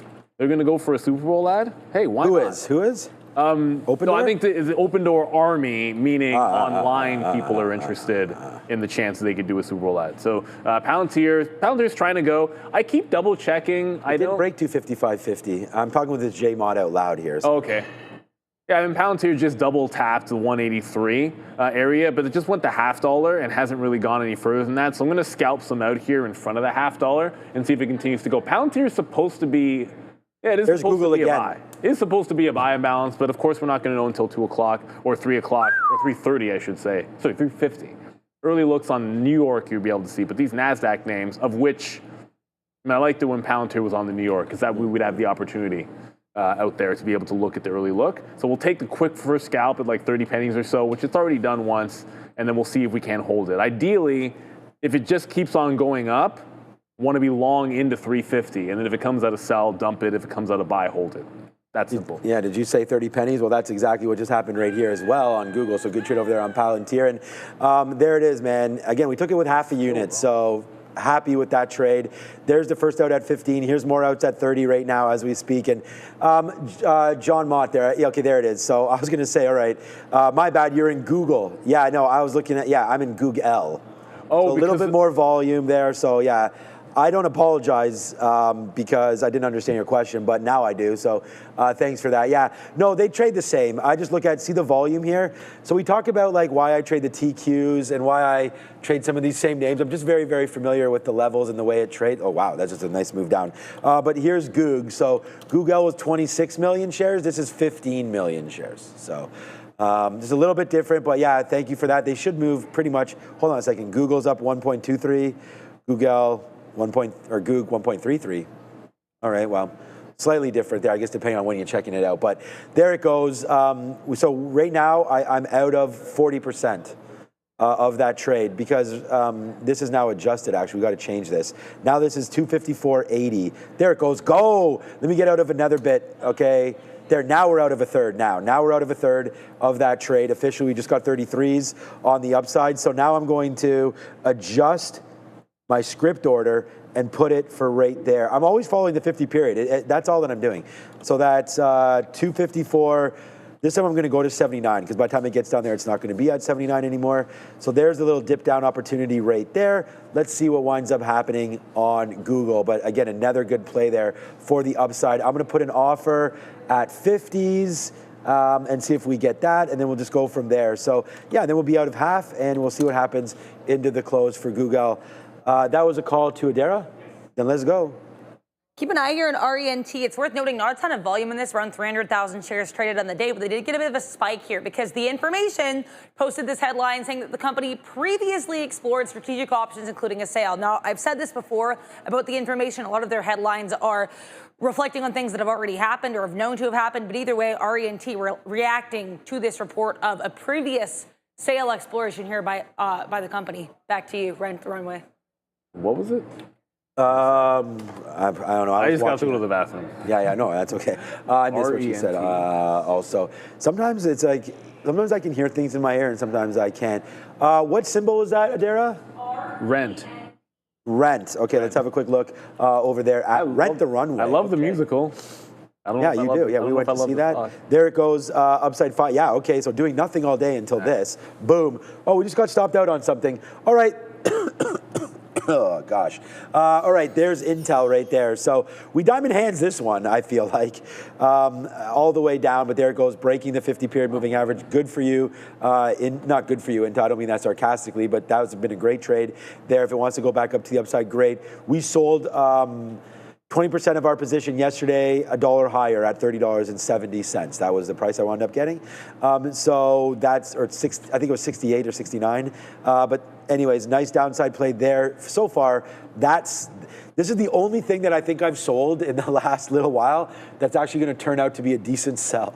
And that's only one day. So, this name probably gets $35 on Monday, right? No, lost the bid. I got filled on. OKLO? ARM. Remember, ARM. So yesterday there was a weird thing. Did you have the long, or you got No, it took take some out because when that headline, I only remember this because the Intel NVIDIA headline was the reason. So when NVIDIA and Intel had that announced the joint partnership, a couple of things were weak, and AMD was one of them, but ARM was one of them. But then Jensen came out in his press conference, and he said nothing's going to change with ARM. And so what it ended up happening was, okay, so first of all, the 50 period is what I was concerned with. So I bought ARM back in when there was a big massive. The only thing I got the April low on was ARM. Everything else I had bought in March. So the April low, I only got ARM. And the 50 period got broken once, and I kind of held on anyways. But it lost the 50 period again on that news. But I didn't sell after that Jensen press conference. And it ended up kind of catching a bit of a bid in the afternoon. So what I said to myself was, okay, fine, it's underneath that 150. Look at the support at 145. If it loses that in the next few days, then I'll take some out because it's under the 50 period. But when Jensen made the positive comments, I'm thinking, maybe it's going to bounce. And then this has been incredibly weak today. So you look at the chips, and this has not been good on ARM. Micron's not been good either. So there's been a lot of chip names, despite the fact the market's making some highs. Oh, Micron came all the way back. from the lows anyways. It's still down 3.5%, but this thing was really getting smoked earlier. But yeah, ARM, I think there'll be an opportunity to get back in if it dips further. I still hold some. I didn't take it all. I took like 10% out because I usually only take 10% out of that stock because I want it to be a long-term holding and then look for a place to jump back in. Just a quick update, Palantir. I keep looking at the imbalance locator as if Palantir is going to show up. It's a Nasdaq. It's not New York, but it keeps on. It's just muscle memory. Like if you know you're expecting imbalances, then sometimes, you know, I'm looking up as if I'm going to get an update. We won't know for a bit, but I did do the dip buy back into that 183 area. My out is this prior bar with the support here, which is at 182.70. So if it breaks underneath that, I'm getting out. If it gets to the high of the day, I'm getting out. And we'll see what happens at 3 o'clock. Just a quick update, because I know I had mentioned there was a big buy imbalance on BBAI. That has paired off again. So it was 6 million. And I'm just saying that because I know there's a lot of viewers that are interested in BBAI. I'm not singling this one out, but it's now only 3.8 million. So it's flying around there, but it's nowhere near the biggest one. CPNG, 21 million. HL, 33 million to sell. 33 million to sell, and it's 325. So we're going to see some pretty gigantic numbers on that locator. So far, so good. Palantir, a little dip buy. Want to see if they can get into the high of the day here. Palantir, and just I want to remind everybody of how 90s now? What Palantir told you on Fed Day. Like Palantir was on the initial move, outside of maybe Opendoor, on the initial move on Fed Day was the one that moved the furthest down and looked the weakest, right? And then when Powell was on the podium and finishing, it was all of a sudden the strongest. And look at the next 2 days. When it shows you that trapped shorts on Fed Day and blew out the top and was stronger than the rest of the market. So what does it do the next 2 days? Breakout, buy VWAP. Breakout, buy VWAP. The only thing that was a fail today was not doing the breakout part of the thing, which, that's just kind of how it is. But Palantir, super strong name, probably getting back to, what did you say the all-time high was? 190 flat. That. That. So this one might be Monday. I was gonna say next week, but that actually might just flat out be Monday because it's what, $5-7 away now. If you get like a big imbalance to the buy side and it closes, because it's supposed to be a buy. If it's a big buy imbalance and goes to like 86 or 87 today, then you're only 2 points away at that point. Okay, so first of all, Google right now, monster trade. We've got some good going right now, man. That was a good move right there. Okay, so the last major rebalance, I was not here on a Friday, okay? And Palantir absolutely tanked. And Obi and Neil were here, and I was in the chat wondering, what was going on with that kind of a move. It was right here. It was this day. It was the rebalance in June, so it was the half year. So right now you're getting the quarter year, 3/4 year rebalance. Yeah. I scooped Palantir up. Here, I was in the chat. I remember because I was watching the show. I don't have a life, so I was watching the show at home on my day off, and it made a move from Neil and we can call this up. I can actually. It had a monster sell imbalance out of nowhere. It was an unexpected huge sell. Right, exactly. And then I was just even in the chat like, guys, you gotta. And then boom, we bought that. This is the last time I bought Palantir. Was the last rebalance day. And then, whatever, it did its thing. It opened up much higher on Monday, floated back in, and then boomed itself. So this was my last reload on Palantir. And it's just funny that came in on June 27th. There was a rumor that someone screwed up. Yeah. Well, whatever. I mean, the only person that screwed up was people that didn't buy it. But at the end of the day, Palantir, hello world, don't read. Why did you read it? I just said don't read it and you read it. I don't get it. Okay. She's testing something. My thing is frozen here, so I'm going to have to. My whole computer is frozen over here right now. But anyways, let's go over to Adara. Okay, there you go. My signal's better. What's up, Adara? Hey, keep an eye here on mRNA. This one popping back up a little bit.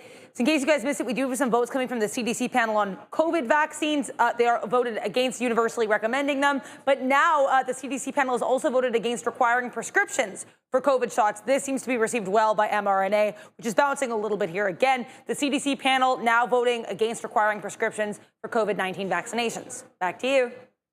Yeah, thank you.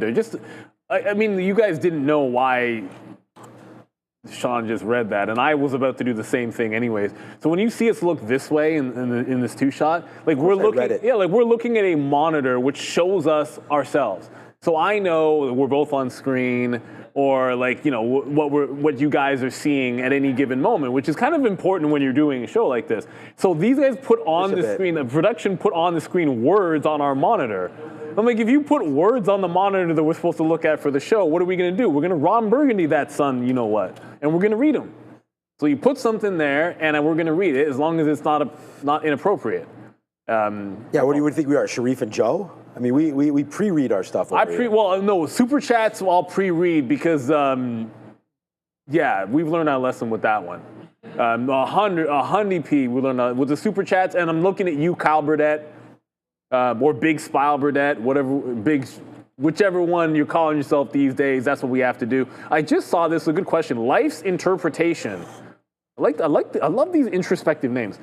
Sean and Neil, did you go to school for finance? What got you into trading? Yes, but that's not what got me into trading. Like I went to school originally for accounting. After 1 year, realized that's really what I just did not want to do that with my life. Just a quick trail out here on. But first off, on Palantir, the $0.50 has a boat of resistance. And when I look it up, anyways, it has a boat of resistance, and we just hit 330. So it's not really following through past the $0.50. So I'm just jumping out of that trade. But yeah, I went to school for accounting and then transferred to economics with a specialization in finance. So like the answer is yes. But that isn't like the reason. Like everybody else in my program, I was looking at going to go work at a bank and start that process. Right. And then 100%, I was flat out. This is what's happening, and this is what I'm doing because that's what you do with a finance degree. And then we were watching the Maple Leafs at I forget the bar. Oh, we went to Darren's house, I think, maybe afterwards. No. Well, that was a different time. Oh, was it? Okay. So we were watching with our high school buddies. It was high school. They had Akiberg was on the team, so it was right around that time for the Leafs. We're watching a playoff game with like 7 or 8 of our high school friends. I think it was called Peel Pub. Peel Pub. Yeah. And we're all just shooting the ish. And then I remember at the time, now we can't see our program monitor, but so at the time, Sean had just started a day trading firm. So we were just all talking about what everyone's doing, and he was randomly telling stories about them. Like, which camera's on? That sounds pretty damn cool. Now I have to look to know what light is on with the camera, which I'm not used to. Ramin's screwing with us right now. You're really just messing with us, Ramin. And so anyway, Sean was talking about them. Like, sounds pretty cool, man. I'd like to give that a try. Yeah. Get me in. He's like, yes. And that was sort of it for me. But you don't need, to be a trader, you don't need a finance degree at all. Like our best trader on our floor, our 2 best traders, one of them did. He had a business degree, but the other one was an engineering student. And to be honest with you, he didn't finish his engineering degree. I would not recommend that to anybody. Actually, he might have after the fact, but I remember, I think he did. Actually, no, I shouldn't say that. I think he might have actually finished it. Because you don't need the degree, but I personally believe post-secondary education is something, if you have the ability to do so, you should go ahead and do it. If you're interested in finance and the markets and business, then go study that and give yourself something to fall back on. There we go. Just because you don't need a degree to day trade doesn't mean, I think it would be foolish. I think it's even more important if you are going into trading and want to make that for money, then it's more important to have a good fallback because you're doing something which is risky. So no, I don't use it, but yes, I think it's very important. Thank you for the super chat, big smile. Who me? I am a good boy. We love you, but no, you're not. All right. Yeah, no, he's fine. There goes. So first of all, Google now 60 cents in the money. We gave ourselves initially 30 cents worth of risk. There's your 2-for-1 banger right there to close. I've changed my stop now to flat. Let's just let this rest ride. All right, let's do this together. You right-click your screen right here. You go to Go To, and we pick the date of June 27th, so I can show you the chaos that happened on Palantir. Let's just go to this date. Uh-oh, this might take a minute to load. Maybe I just wanted to show you that you can do that. So we'll let this load. There it is. That wasn't that long. It wasn't that bad. So here is eSignal giving me the goods right there. So look what time this happened, right at 3:50, right? This was last quarter. So this was June the 27th. I was at home pounding the table to get in there and buy some Palantir. This is what Palantir did, man. It tanked for no reason other than technically it was a sell imbalance on the locator. I bought some and got lucky for sure. Bought some right at the end of the day at 131. That's where we got long at. And then look what happened in the aftermarket.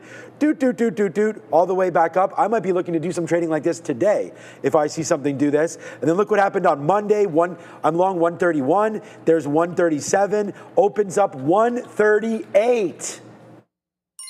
Was pounding the table in the chat there as I sat at home. Marissa was like, what are you doing? There it is. And then it had, anyways, I don't need to show you anymore. But that's the trade right there, found on eSignal simply by putting in the date. There's the huge move that went to the downside for Palantir. This exact event last quarter. So let's wait to see if something comes out on Palantir right there. That's just the power of eSignal. We want to thank them for giving us that opportunity. I mean, a lot of charting platforms do that, but that was pretty quick. We do not have supercomputers here at all. I feel like I did that on mine once, and maybe it was probably my computer why I was so slow. Yeah, maybe. But anyways, that's what it is right there. So yeah, thank you to Big Smile for there saying he was very, very good. We talked about that. Thank you, Patrick, again for your super chat. That means a lot, man. And I'm glad that you're having the week that you're having. And thank you so much for that contribution. I mean, having the best week he's had. Thank you to Joe and Sean and all of us for those trades. You're welcome, man. We'll check you out on X. But thank you so much, Patrick, for that super chat and for continuing to support the show. Means a lot for us, right? And so there it is. You only get what you put in. You're right there. All things Trump. Right there, talking about education greater than everything. So, all right, yes, there we go. So we've already put this stop in. I'm just going to keep upping it right now, 255.09. So we'll just put that in right now as our next stop. So this is a trade that we just gave you, 255.09. Can now obviously not be a loser and just continues to pump higher. Again, we talked about this Google trade before it happened. It was down into here. I said, if we can get that break, we'll go for it. That's exactly what wound up happening. We went for it. Now we're in it. We have 20% left. That's enough. So we'll let that run here into the close. It's 3:36 right now. Can you see Meta? I'm not even going to, I don't even have to answer this. Rook 78, the answer is yes. Can we see Meta run to 700 next week? I thought Meta was at 770 right now.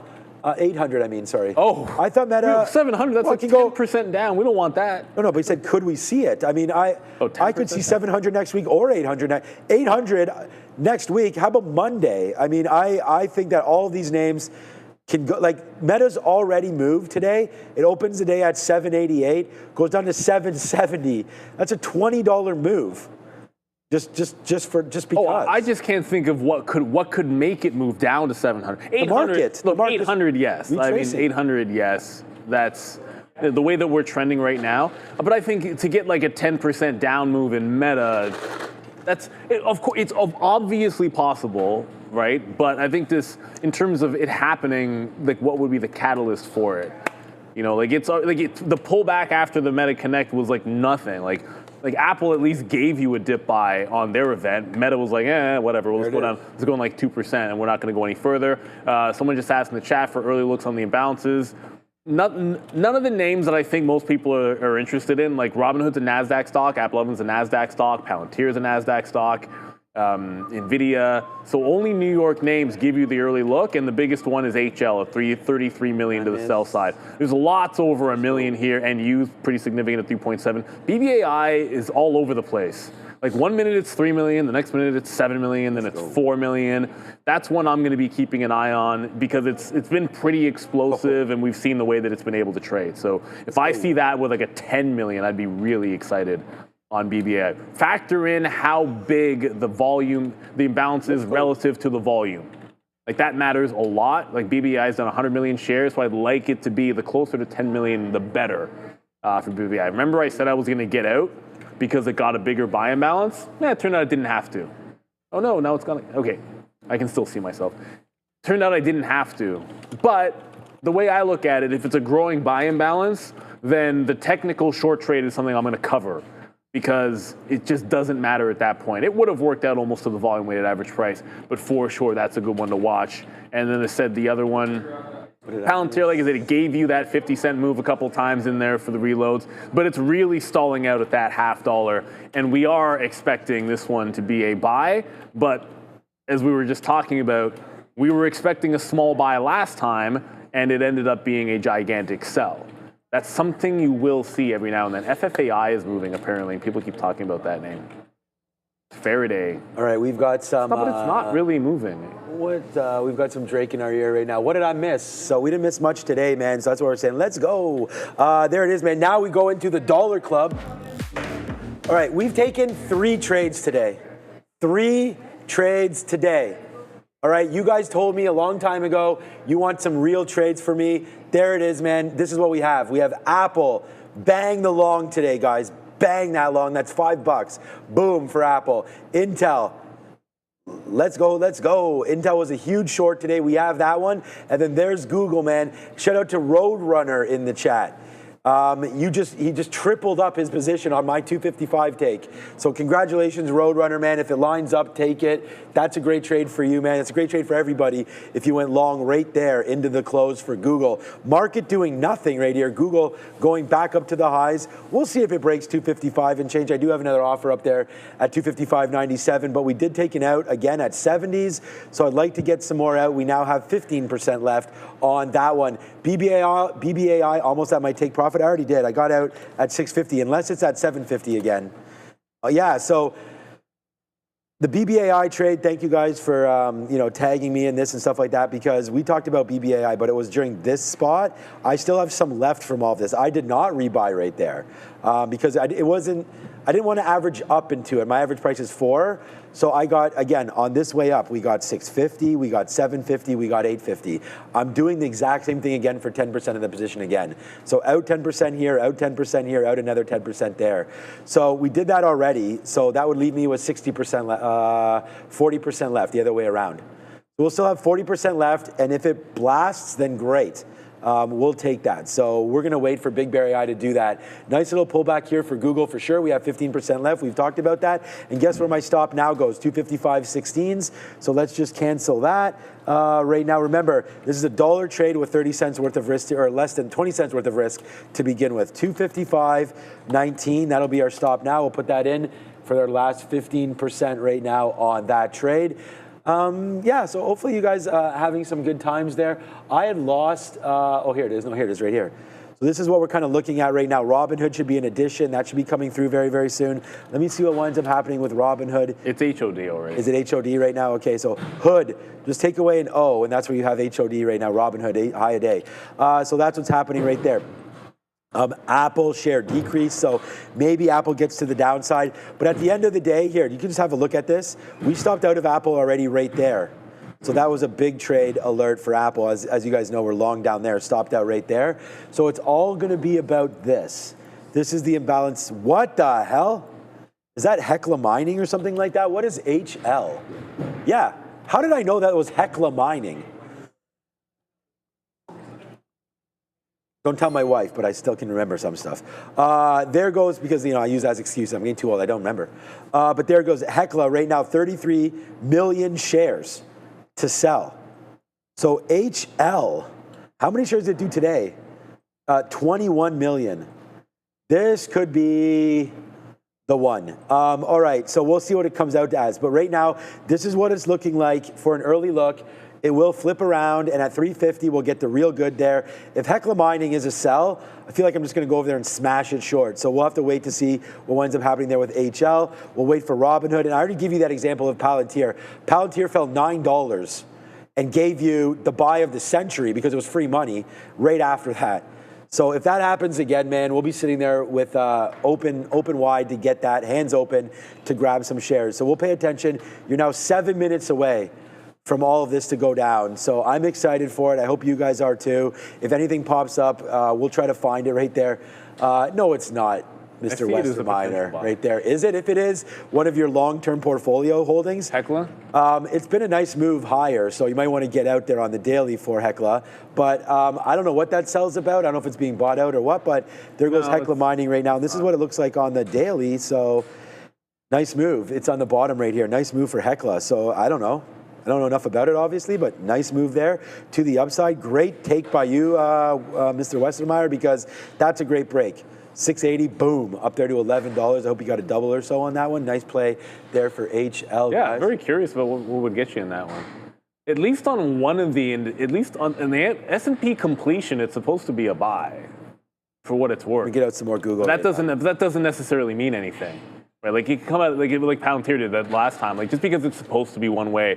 But I do see a small buy for Hecla mining on mine. In terms of what's expected, and again, it's only ever just expectations. Did it just pair? It was just, I swear that it was just there. I'm just gonna refresh. What? HL, and it's gone. It'll be now back. It's only 4.6. Oh wow! See, so show everybody the 57. So there's a paired off 57 million. So it was. Oh, that's over, Mr. Westermeyer. He put in 30 million shares. It was 32. Now it's down to 6. Here comes Google and then paired almost all of it off. So that's what you have to pay attention to. With only 5 minutes to go, now we just wait to see what happens. You're going to see some ridiculous numbers. I always try not to overreact to them because for a lot of traders, it's like, oh my goodness, it's overwhelming. What to look at?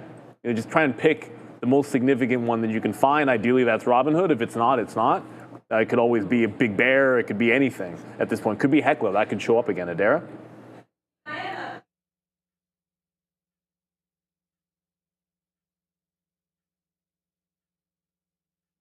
She was. Maybe I'm not logged in or something. I can't hear anybody anymore. She was muted. Yeah. Oh, she was muted. Okay. All right. So just quickly, so it's not me going crazy. That's at least pretty good. Right there. So 256. We just got it on Google.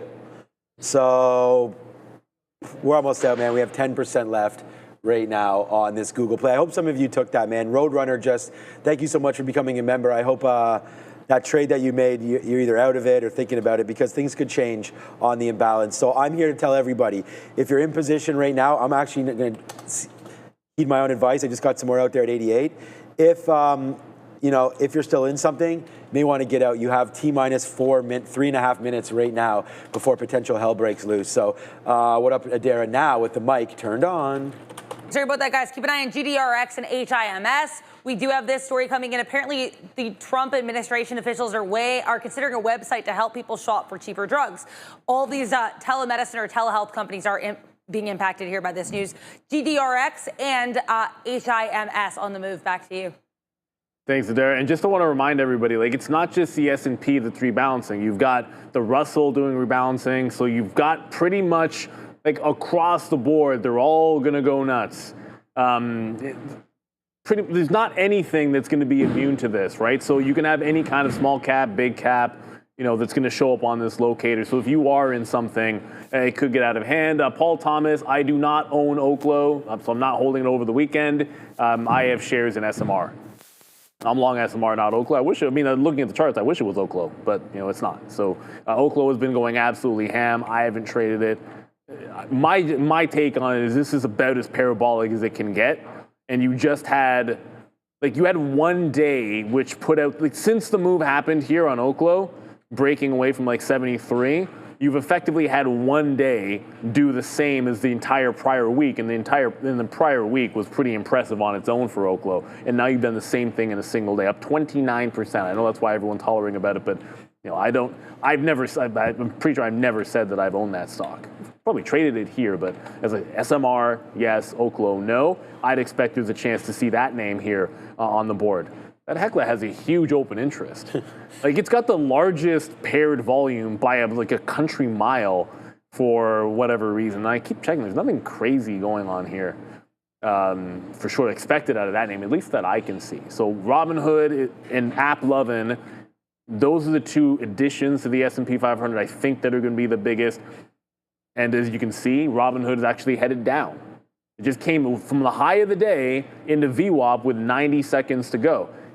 Reminds me of Tesla. On Tesla's big addition to the S&P 500, it actually was selling off going into 350. And anyone that got in early, it definitely made some people sweat. And then if you just waited until after the gigantic buy and balance, you were never sweating. But if you were buying back into it, I remember that day. Because there were some traders who were like, ooh, this is too good of a price. And they started buying it. And seconds before the imbalance hit, if it didn't come out of buy and balance, there were some people that would have been going to get hurt really, really bad. I remember that day very well.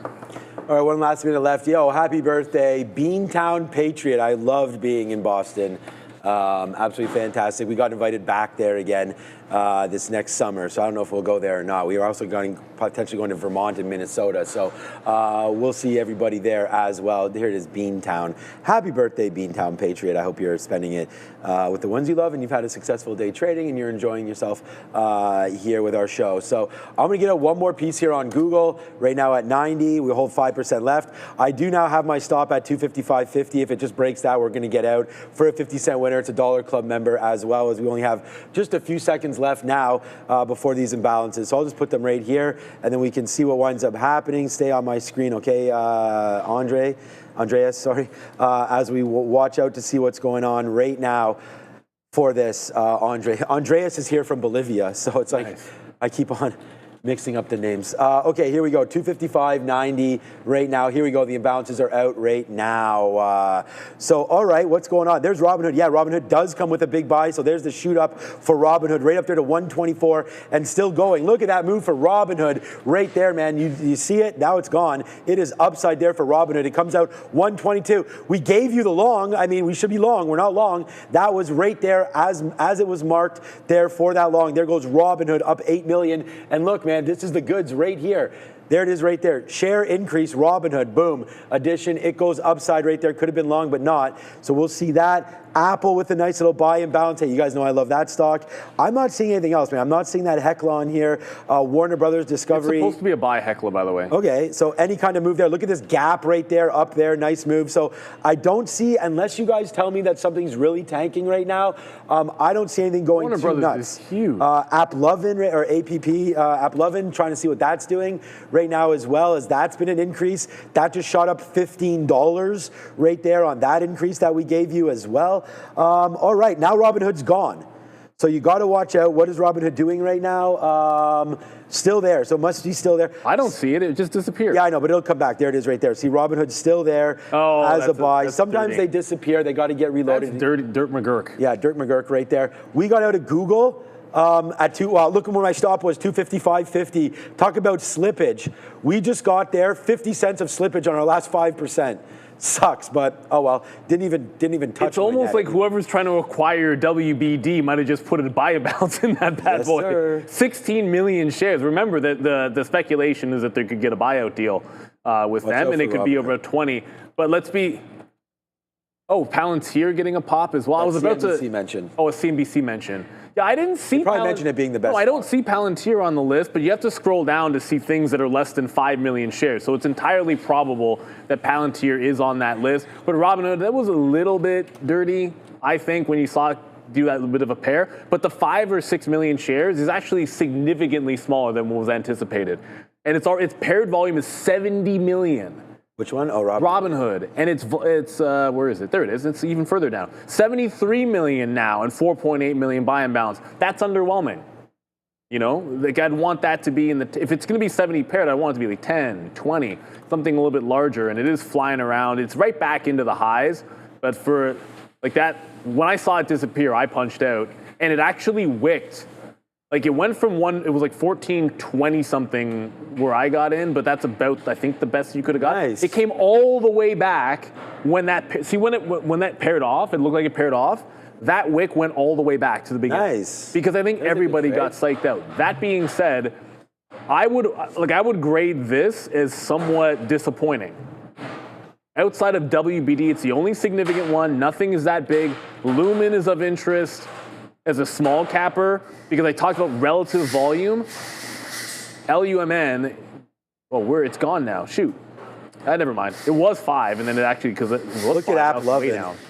Where's AppLovin? Yeah, we're AppLovin. All pairing off here. Look at AppLovin just ripping right good. There. AppLovin just taking levels. Look at AppLovin since it's been announced on the daily. This was $400 a month ago. $650. AppLovin was $400 6 months ago. $650 today. Congratulations, AppLovin. You are AppLovin the action on your stock. So what's up, Adara? I just want to let you guys know here, Microsoft also really strong, as we know. Beyond any imbalance-related news, it is worth noting that Bloomberg just reported, or a Bloomberg reporter just posted here on X, that Microsoft is going to be raising Xbox prices on October 3rd. So Xbox price increase on watch here for MSFT. Also, New York Post reporting here on VSCO. Apparently, the CEO of Victoria's Secret wants to take the company back to its more sultry roots, to use the word they use. So I guess VSCO going back to its sultry roots. Keep an eye on that stock potentially as well. Back to you. Very much. Sultry roots. It's what roots? Sultry roots. Sultry roots. Ooh, I like that. All right. AppLovin's still going. I think the best thing to do is Robinhood at 355, so in 30 seconds you're going to get a refresh of all of this. So we keep on seeing them disappearing, coming back, but you're going to see a refresh at 355. So I'm not sure what action that's going to mean for Robinhood, but we're going to watch out for it. I'd like it to stay a bit, and then maybe we can punch long. But right now, closing action on Robinhood, obviously really exciting. Look at the big volume spikes that we just got there on Hood. So here we go with only 2 seconds left. Let's see what Robinhood does right now. Probably a long, and yeah, it looks like, did it just stay there? It didn't go up that much. The problem is I don't see anything on here again. So darn it, I don't think much happened there. Robinhood did not give too much movement into there it is. It actually went down. I just saw it. Oh, Uber has a buy actually. Wow, Uber's back to a hunch again. All right, nice move there for Uber off this, back up to 99 bucks. I like that one. Yeah, so Robinhood, I don't even see it anymore on here, so I'm not sure exactly what that story is for Hood. It's very small, last one I saw. I'm gonna take. Look at Google. This is why you get out, guys. I don't know what else to tell you. I mean, that was a great trade, honestly. But okay, so there's Robinhood. Yeah, 125 now. New all-time highs for Robinhood on their inclusion. So again, congratulations, Robinhood. Looks like it's the one right now. What's up, Adara? Now here in Oracle and Meta, because we have more news coming in the last couple minutes of the session. Oracle reportedly in talks with Meta for a $20 billion AI cloud computing deal. Again, $20 billion AI cloud computing deal between Meta and Oracle reportedly in the works. Back to you. I was going to do the market on close, but I left in like a small portion of my sell order, so I'll take a small position in Robinhood, but it's like a fraction of what I was kind of hoping we were going to be able to do. It is what it is. It's not that big, so I'll probably just punch into it with a couple minutes to go. But hey, I want to shout out to everybody who has been paying attention to what you're doing over at Trade the Pool, because instead of risking your own money, what you have the ability to do now is trade with someone else's capital, where you don't have as much of a fear of losing, and you're not moving your stop loss too soon. You can actually get enough capital as well to make it worth your time. So you can aim for big profits and not just a couple $100 a month. This is the revolution called limited risk trading, and it's powered by Trade the Pool. So how it works: join Trade the Pool, hit the profit goal, and keep 70% of the profits. Visit tradethepool.com or scan the QR code now for 10% off. Shout out to Trade the Pool, who I keep saying will be in the house in less than 1 month. 3 weeks, I believe, if my math is correct, which I know it is because it's really easy math. Nice. Canadian Thanksgiving, they'll be coming. Mitch and I believe the owner of Trade the Pool, or founder, will be coming by, so we'll get to have them on air. Although you've seen Mitch before, he comes on once a week. We'll actually have him in the house. So big shout out to him. Yeah, we're excited for that. Yeah, we're excited for that for sure. Oh, I forgot to tell everybody, you're going to get a treat on Monday. Oh. Obi's going to be in on Monday. Oh, really? Okay. So I'm getting on a plane tomorrow morning. Oh, yeah, that's right. Yeah, okay. I'm just going to visit my brother. I haven't seen Len in, it's crazy. Like, I haven't seen him in months, and I get to see my nephews. They come in the summer, at least once, but I haven't seen my bro in almost a year, which is kind of crazy. There, obviously, and I'm sure you'll be fine there. Oh yeah, well, you taking an Uber or a plane, or what are you taking? No, we're flying Uber. No, at some point I'm actually thinking of doing. I've done the drive on the way back. How far of a drive is that? I was just joking. And we did it in 24 hours? No, it wasn't that bad. We stopped in like 9 hours for Boston was enough. We stopped in Quebec. I flew there, but my parents were already there, and then I drove back with them. So I shared the driving with my dad, because my mom's like, whatever, she's not going to. But yeah, it was an okay drive. It's nothing. Nothing crazy. It's nothing that. Yeah, no, fly. I was just joking about the Uber stuff. Well, one of these days I do want to do the drive, like proper. Yeah, take a summer, take 2 or 3 weeks off. Because one of these days. Too much to get over there. Oracle with the new $20 billion deal with Meta. So there goes Oracle right here into the close. So congratulations to anybody that has Oracle on their mind as well here. CDE is one that keeps on going to the upside right here. Core Mining, I don't know what this is. It's not really doing anything right now. All right, let's just check out Robinhood into the close just to see where this winds up printing. I just got in all. I'm going to go to Okay, yeah, get out of here. All right, 124.70 right here to close it out for Robinhood. Let's see if NVIDIA did anything here into the close as well. Yeah, nice little bump up there. So I did not get longer on NVIDIA. I was trying to. I bid 175. Didn't fill me here at the end of the day. Thanks everybody for watching, man. This has been awesome. Awesome. The Nasdaq is going to end the day at all-time highs. It looks like going out at 0.7% right now for the Nasdaq, the ES 0.4. So as everything continues to rock out, man, Microsoft also hitting higher highs there as they're going to up the price of Xbox. I didn't know Xbox was still a thing, but there it goes, boom, up to 511, from 511 up to 518 goes softy. This is the Mag 7 that's going next, everybody. Microsoft, it still has 550 in its sights, so that should be interesting. All right, let's see where Robinhood prints at the end of the day. This is going to be the big one, 124.70. All right, there it is, man. The countdown. Is the countdown now automated, by the way? Because I just don't. Oh, you pressed it. Okay. So here we go. It's actually going to be a little bit. This is brought to you by VinFast. 3, 2, and 1. We are now closed. So hopefully you guys are now experiencing. There it is, Robinhood. 124.77. I think, was the big print to end the day. So it kind of closes where it was there, Robinhood. So again, congratulations anybody that had that nice little run up. We were sharing some of that information with you. It looks like it's going to be all good there for Robinhood. What a week, everybody.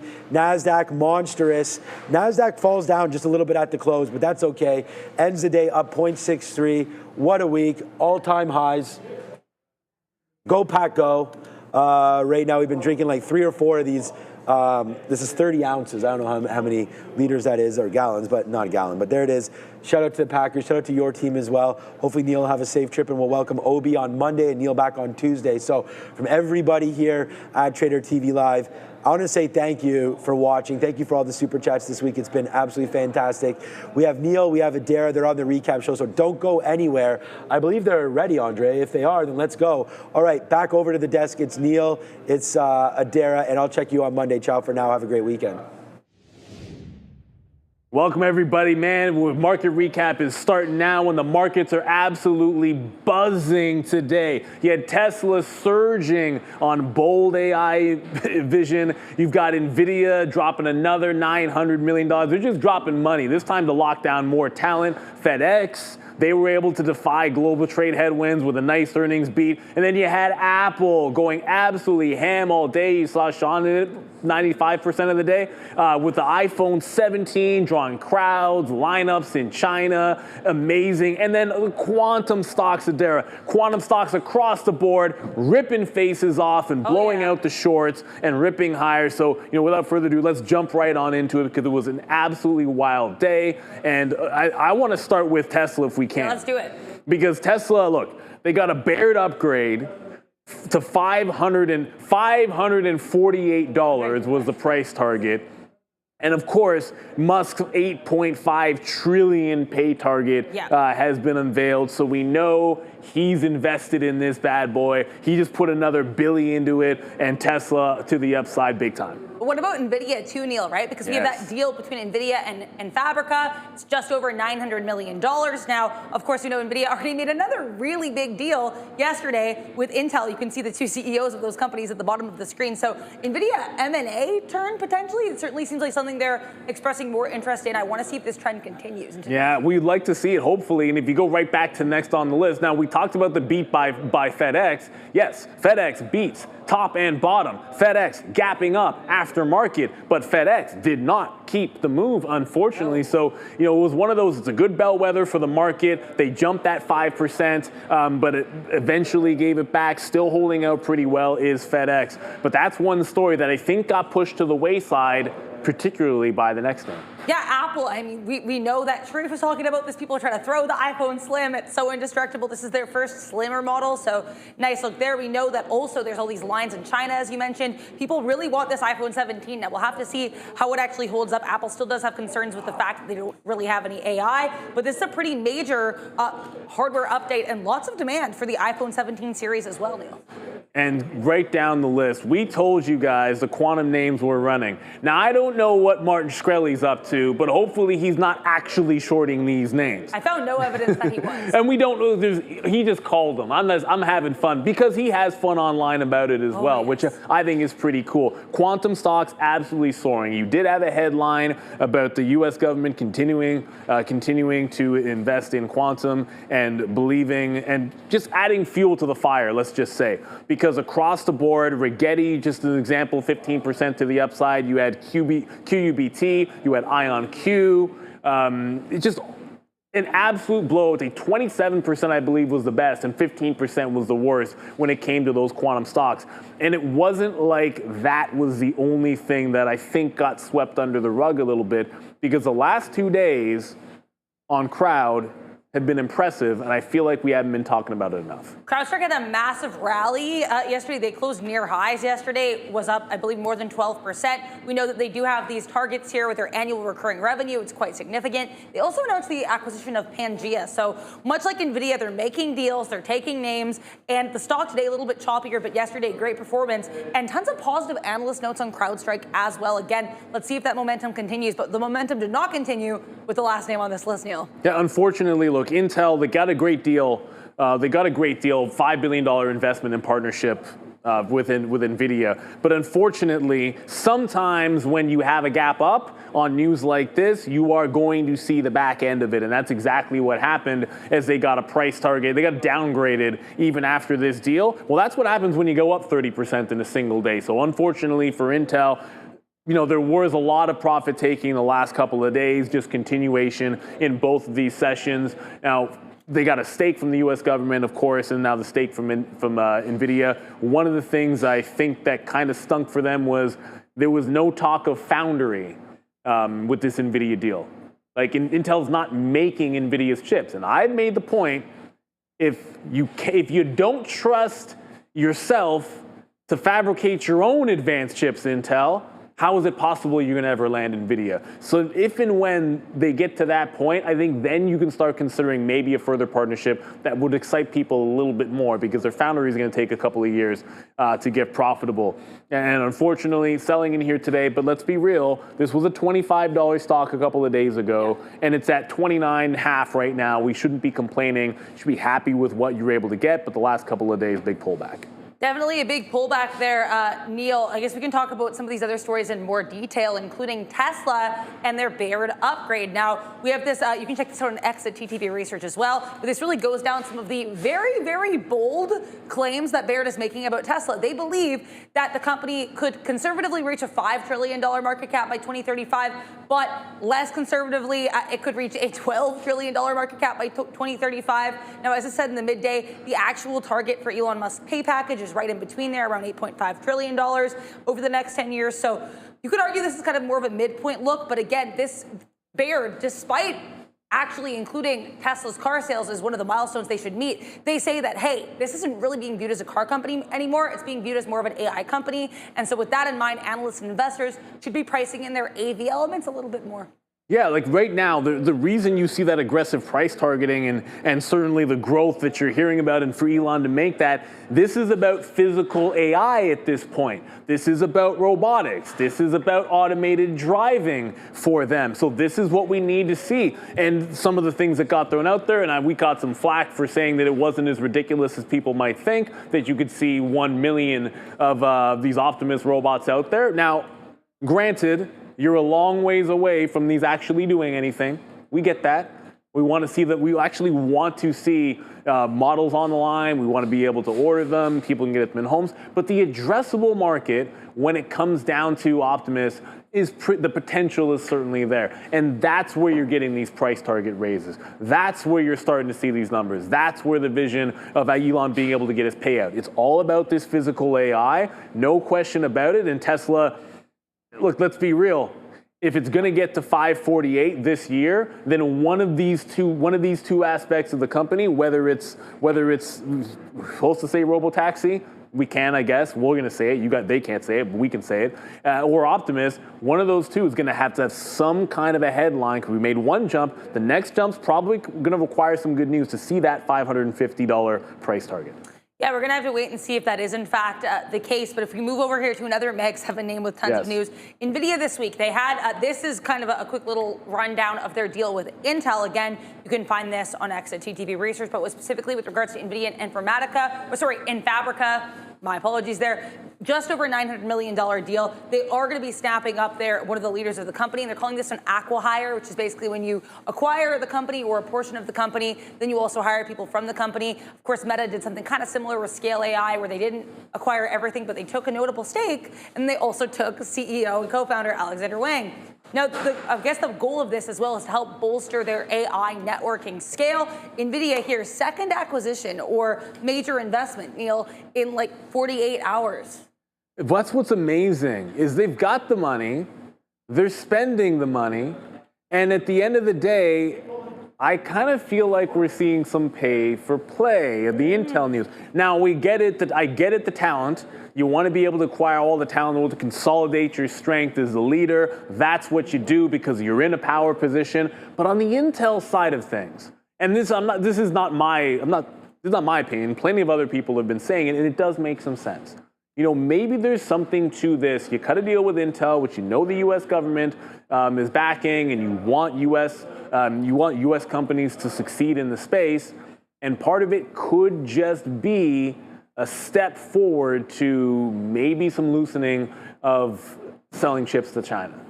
That's just speculation. Now, whether it is or not, if that were to happen, I believe that's why we're not breaking out the top on NVIDIA. I'd like to believe they had a fantastic quarter. They've gotten good news on top of good news. But the one thing that hasn't happened is some security with the ability to address the Chinese market. And on top of this, Adair, we just recently saw the Chinese government come out and say we don't want certain sectors using foreign and NVIDIA chips. And that's been holding the stock back a little bit. So all the spending is good, but it's not. I'm not sure it's the headline that we want to see for the next big move. I mean, the headline that we know Sharif is happy to see is that you can get the iPhone 17, because I know he's getting one. Yes, you can, in fact, get the iPhone 17, and they actually have their first ever iPhone 17 Slim. This is going to be the global launch date. We know we had that event coming back over there last week, the September 9th all-dropping event. Unclear if it was kind of all-dropping for the stock, but I think people were really excited. We know there were lines, especially in China, people getting really amped over these, people trying to throw and being unable to break the iPhone Slims. So that, I think, probably a good look there. Again, the AI strategy, though, still will create questions, because even though they do have that demand in China, and I suspect if they go through with the foldable phone, that could help them in China as well, Apple wisely perhaps did not really directly mention AI during their last event. So, Neil, we know people want AI. Do you think, or when do you think we're going to see more of that implemented? Because as of right now, we have not. I think this is their plan. I think they've made their bed, and they're happy to be in it with Apple. Because at the end of the day, everyone's going to engage with, well, a lot of people are going to engage with AI through a physical device. So Apple seems to have decided that, you know what? If we can just make sure that everyone has our device in their hands, then you're just going to have the different apps that will allow you to utilize the functionality that AI is bringing to us. So whether that's Perplexity or pick one, like if you're like, are you getting away from Meta just because you have an Apple phone? Do you not know anyone with WhatsApp? If you have X and maybe you like Grok, there's just so many ways in which you can engage. And I think Apple is they're sticking to what they do the best.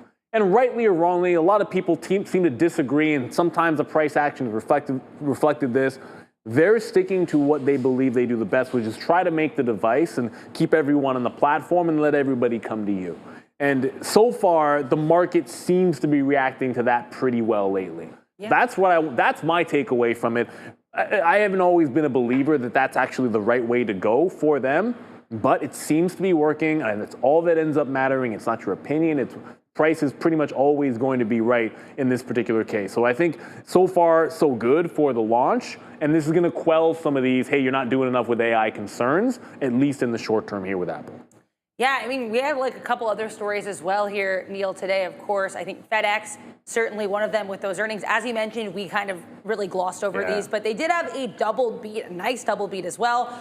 Some support around this could potentially be 233. Today, it actually ended up being 230 by the end of the day, and there is some resistance if you get to that 240 area, as we saw last night. And as I mentioned during the midday, it's interesting. This is like the annual revenue for FedEx and its competitor UPS over the last 25 years. Neil, the revenue was not the same, but the revenue trends are identical, which really shows that this is very much going to be a sector story. So what do FedEx's earnings mean for UPS? We'll have to find out, but UPS weirdly got a downgrade today, while FedEx got an upgrade. Yeah, that's the interesting thing about it. And, you know, I know it got swept under the rug, but I think from a growth standpoint, like, unfortunately for them, it's just not what's hot. Like, you're not going to have all of these tech names going crazy, all-time highs, pretty much in every single sector, but led by some of the bigger tech names that we've been demonstrating and showing you. And it's just not going to lend itself well to investors carrying as much as I think they could have with FedEx. And there was that big seller at 245. I think was a rather large problem. But there is something when we're looking at the quantum space here, right? And I'm gonna pick on Rigetti here. They got an Air Force contract this week, and so that's obviously going to be good for them. And I know there's a lot of tickers here. Some people like IonQ, some people like QBTS, some people like D-Wave, some people like QUBT.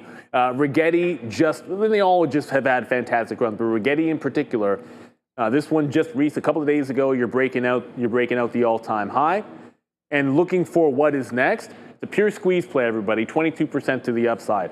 22% short float here, and it's just straight up a squeeze breakout play. Lots of people will talk to you about valuation. For me, that's 100% true. I mean, you're talking about getting a small $45 million contract when the company has a market cap north of, all four of them are in like the billions, and you have these small deals on revenue. They're not actually moving the needle from a fundamental point. But what they are doing is furthering the squeeze, because any positive headline just squeezes it further. Now, what I'm looking at in particular is what looks like an overextension here with Rigetti. Yeah. Right, like if you look at the move from the low, if we can come to my chart for a second, just for what's next week, if you look at the move from the low, you got $7 into 18. Right, like that was 2.5x. So if you look at the last range that we were in, it's an $11 range, and we just put that same $11 in from the breakout to the high. I'm thinking maybe you're due for a little bit of a pullback, and as long as it holds the prior high, that's going to be gold. We've seen it before, big parabolic move, where does it pull back to, and then you get phase two.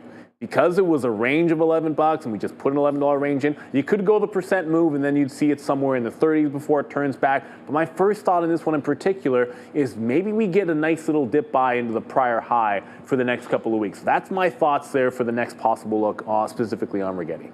Yeah, I think Rigetti will be interesting. I think, as you mentioned, though, they're all really strong, but Neil, only one of them didn't have a catalyst in the last 48 hours. That is QUBT.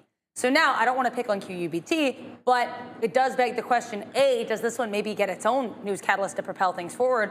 Or B, is it just going to be a little bit swept in the dust or like left behind, right? Because we know QBTS had some news earlier today, of course. We had IonQ yesterday with their own catalyst.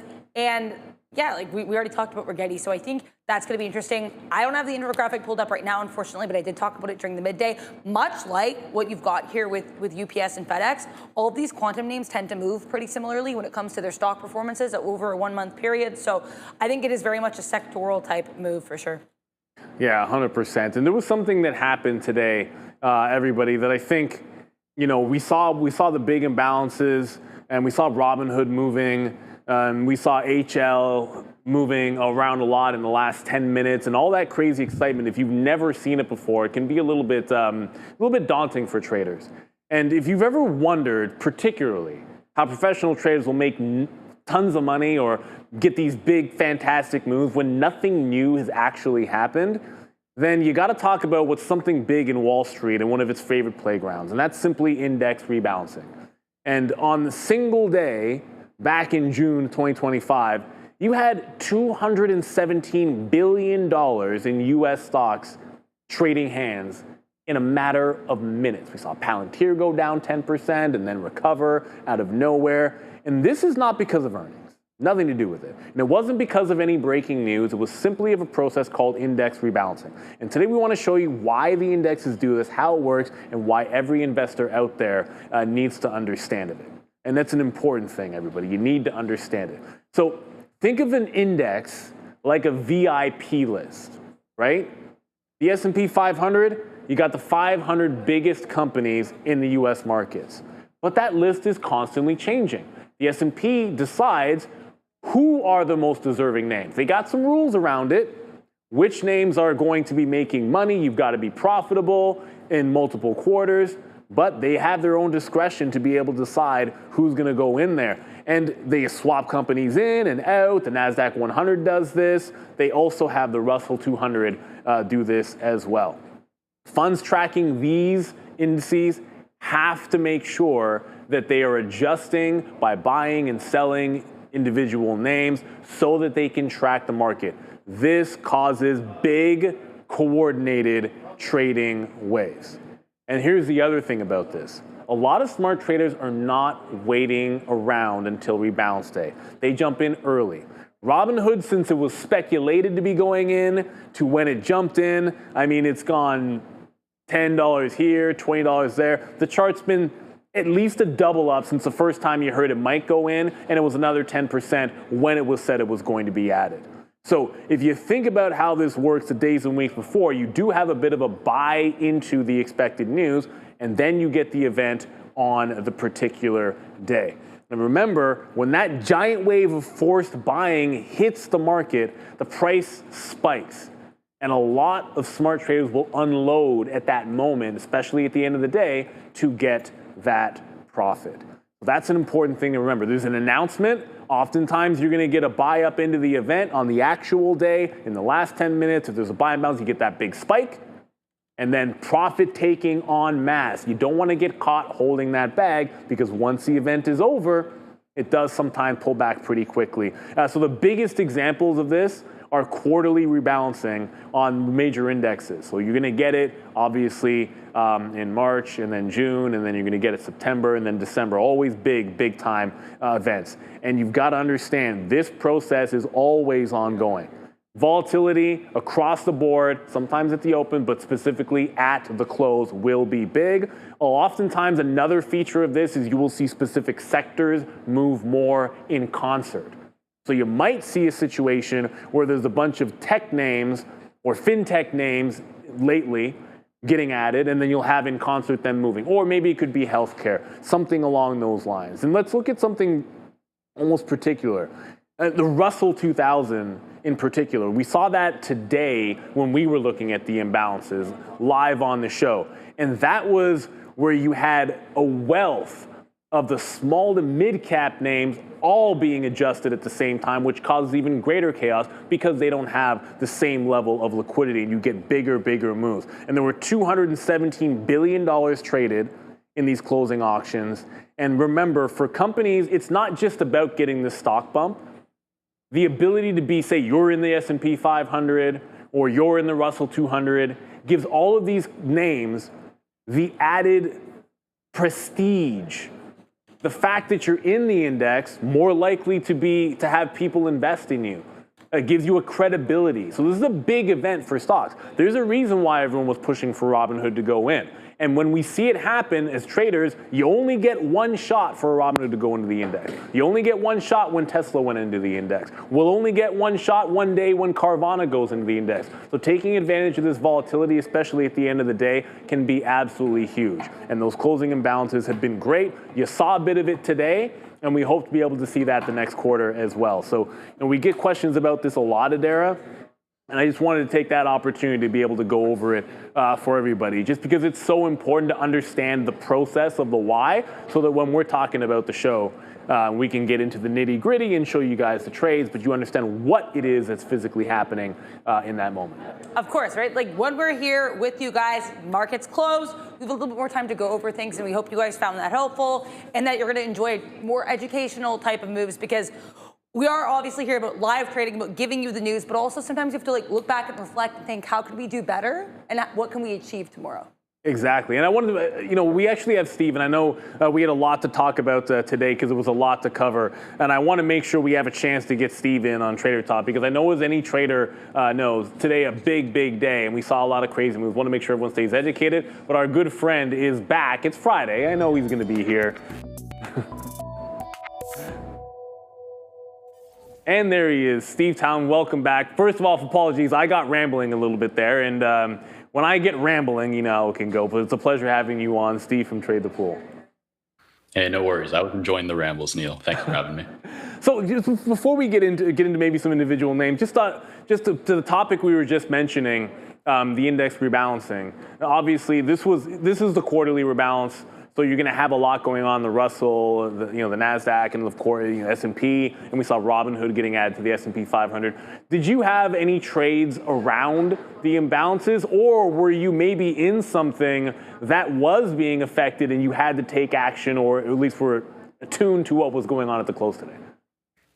I'm going to be honest with you. It's been a very big week for me, but they haven't been centered around the rebalances. So Gotcha. The whole rebalance plays have been flying under my radar. Rigetti and Intel have been keeping me very busy this week. So that's where my head's at, to be honest. Okay, well, let's start with Rigetti because, I was just talking about Rigetti. I have some thoughts on maybe the next week because this was very explosive. No questions asked the last couple of days. I know you like this name. Walk us through when you have something that just went, what do we go, like $12 in 5 days? And the range that it sat in for it seemed like half a year, it just did that same move effectively in a week.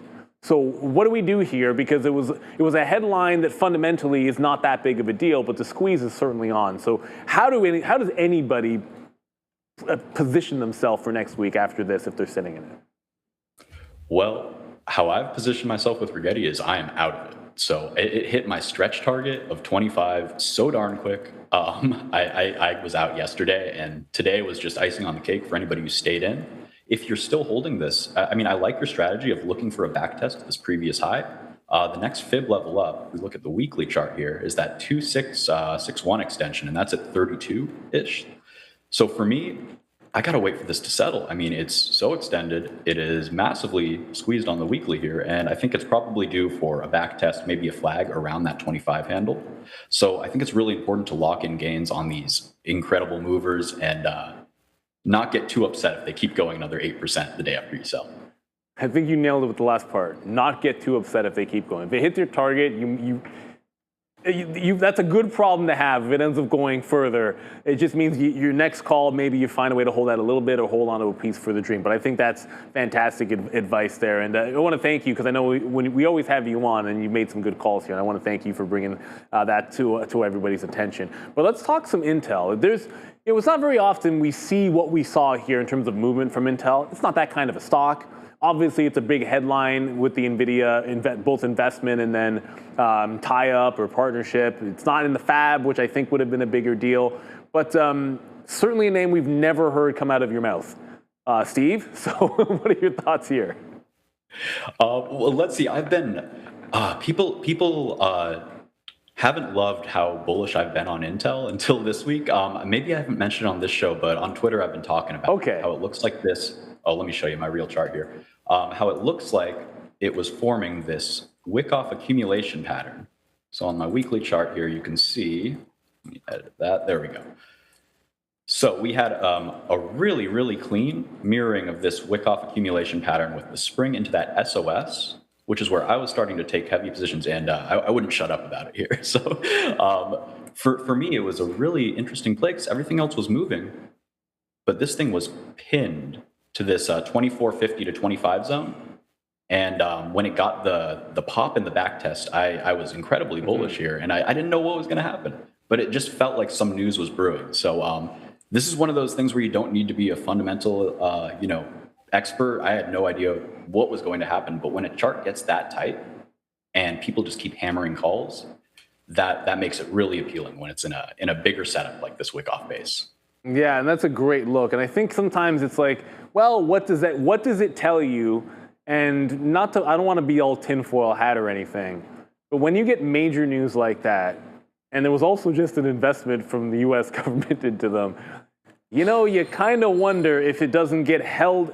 Sometimes the stocks will get held in a range so that that accumulation can happen. And let's be real, let's be frank, we all know this happens in the market. So when it shows it to you and it's a good setup, sometimes you just take it and then you look back and the news that needed to make it happen hits.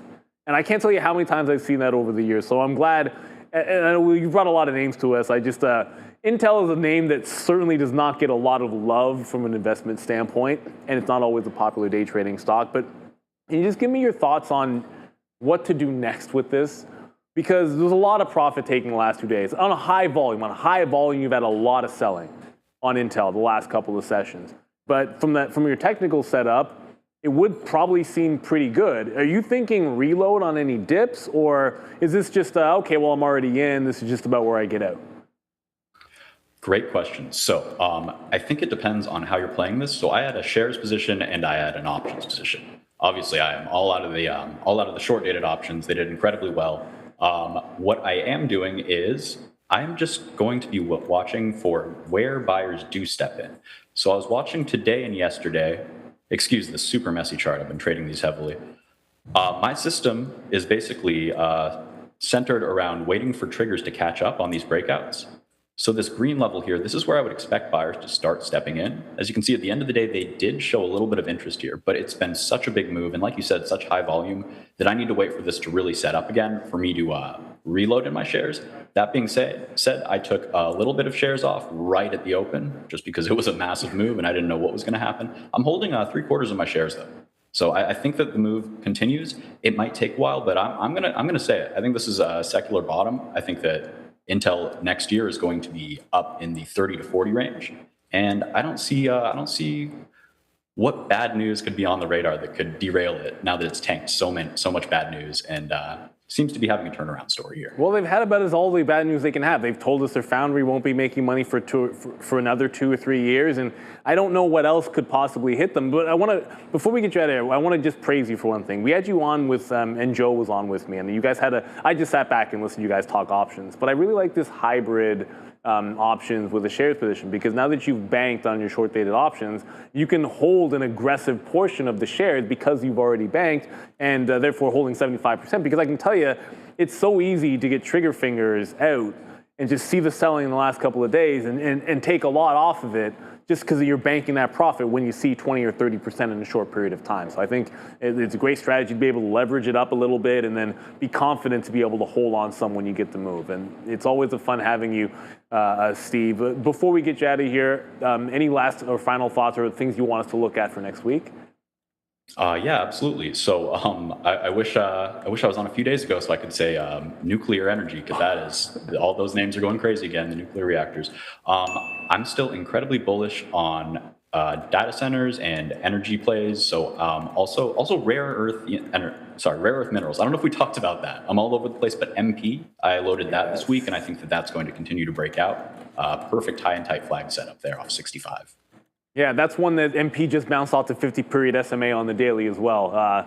I like that stock too. So Sharif on the show, he's a big fan of MP material. So that's the one we'll watch.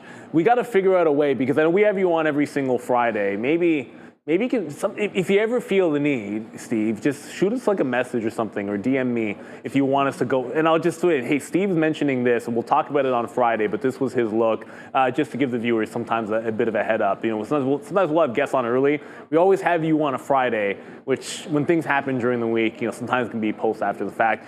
Great call on Rigetti. No questions asked about that. And best of luck on the Intel trade. Have a fantastic weekend as well. Hopefully the weather doesn't go into full fall mode and you can enjoy the outdoors. But Steve, it's always a pleasure having you on. We look forward to talking to you next week. Have a fantastic weekend, brother.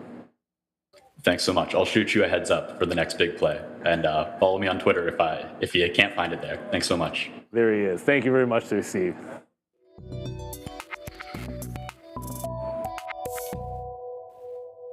And now I've held, and Steve's still right there. There he is. No. And now I've held him to this, because now when he's got a call, he has to tell us before Friday. See, this is what we do right now. No, it's all in good fun, everybody. I want to thank Steve for coming on. As always, a fantastic guest. But it's well past 4:30, because I can't shut up. That's me. You know, I place the blame solely on myself for rambling all the time. But we got to make sure we get the roll call in, Adara, because some things around here have to happen. And roll call, I don't care. Don't give me the siren. We got to do roll call first, Fabian. I see you with the trigger finger on that button. If you don't know what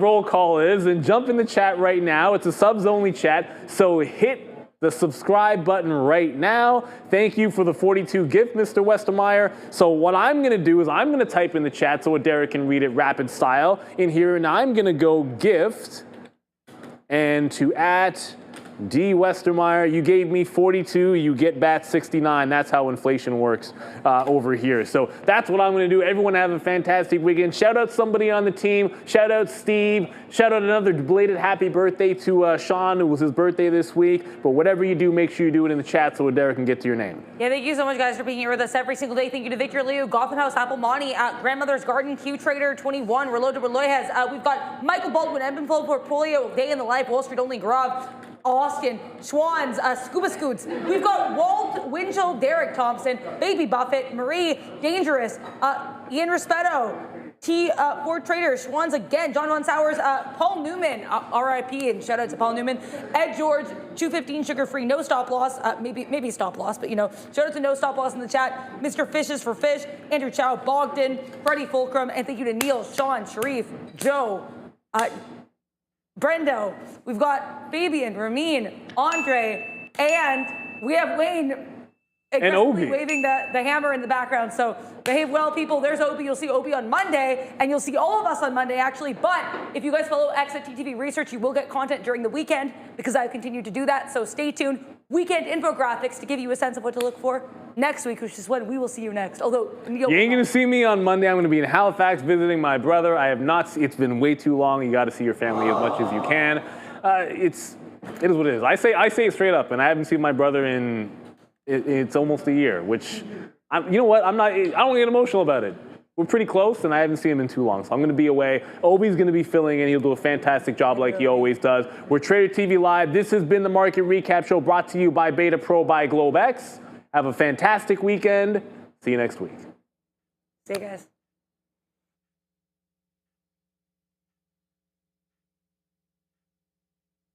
Thank you very much, Dara.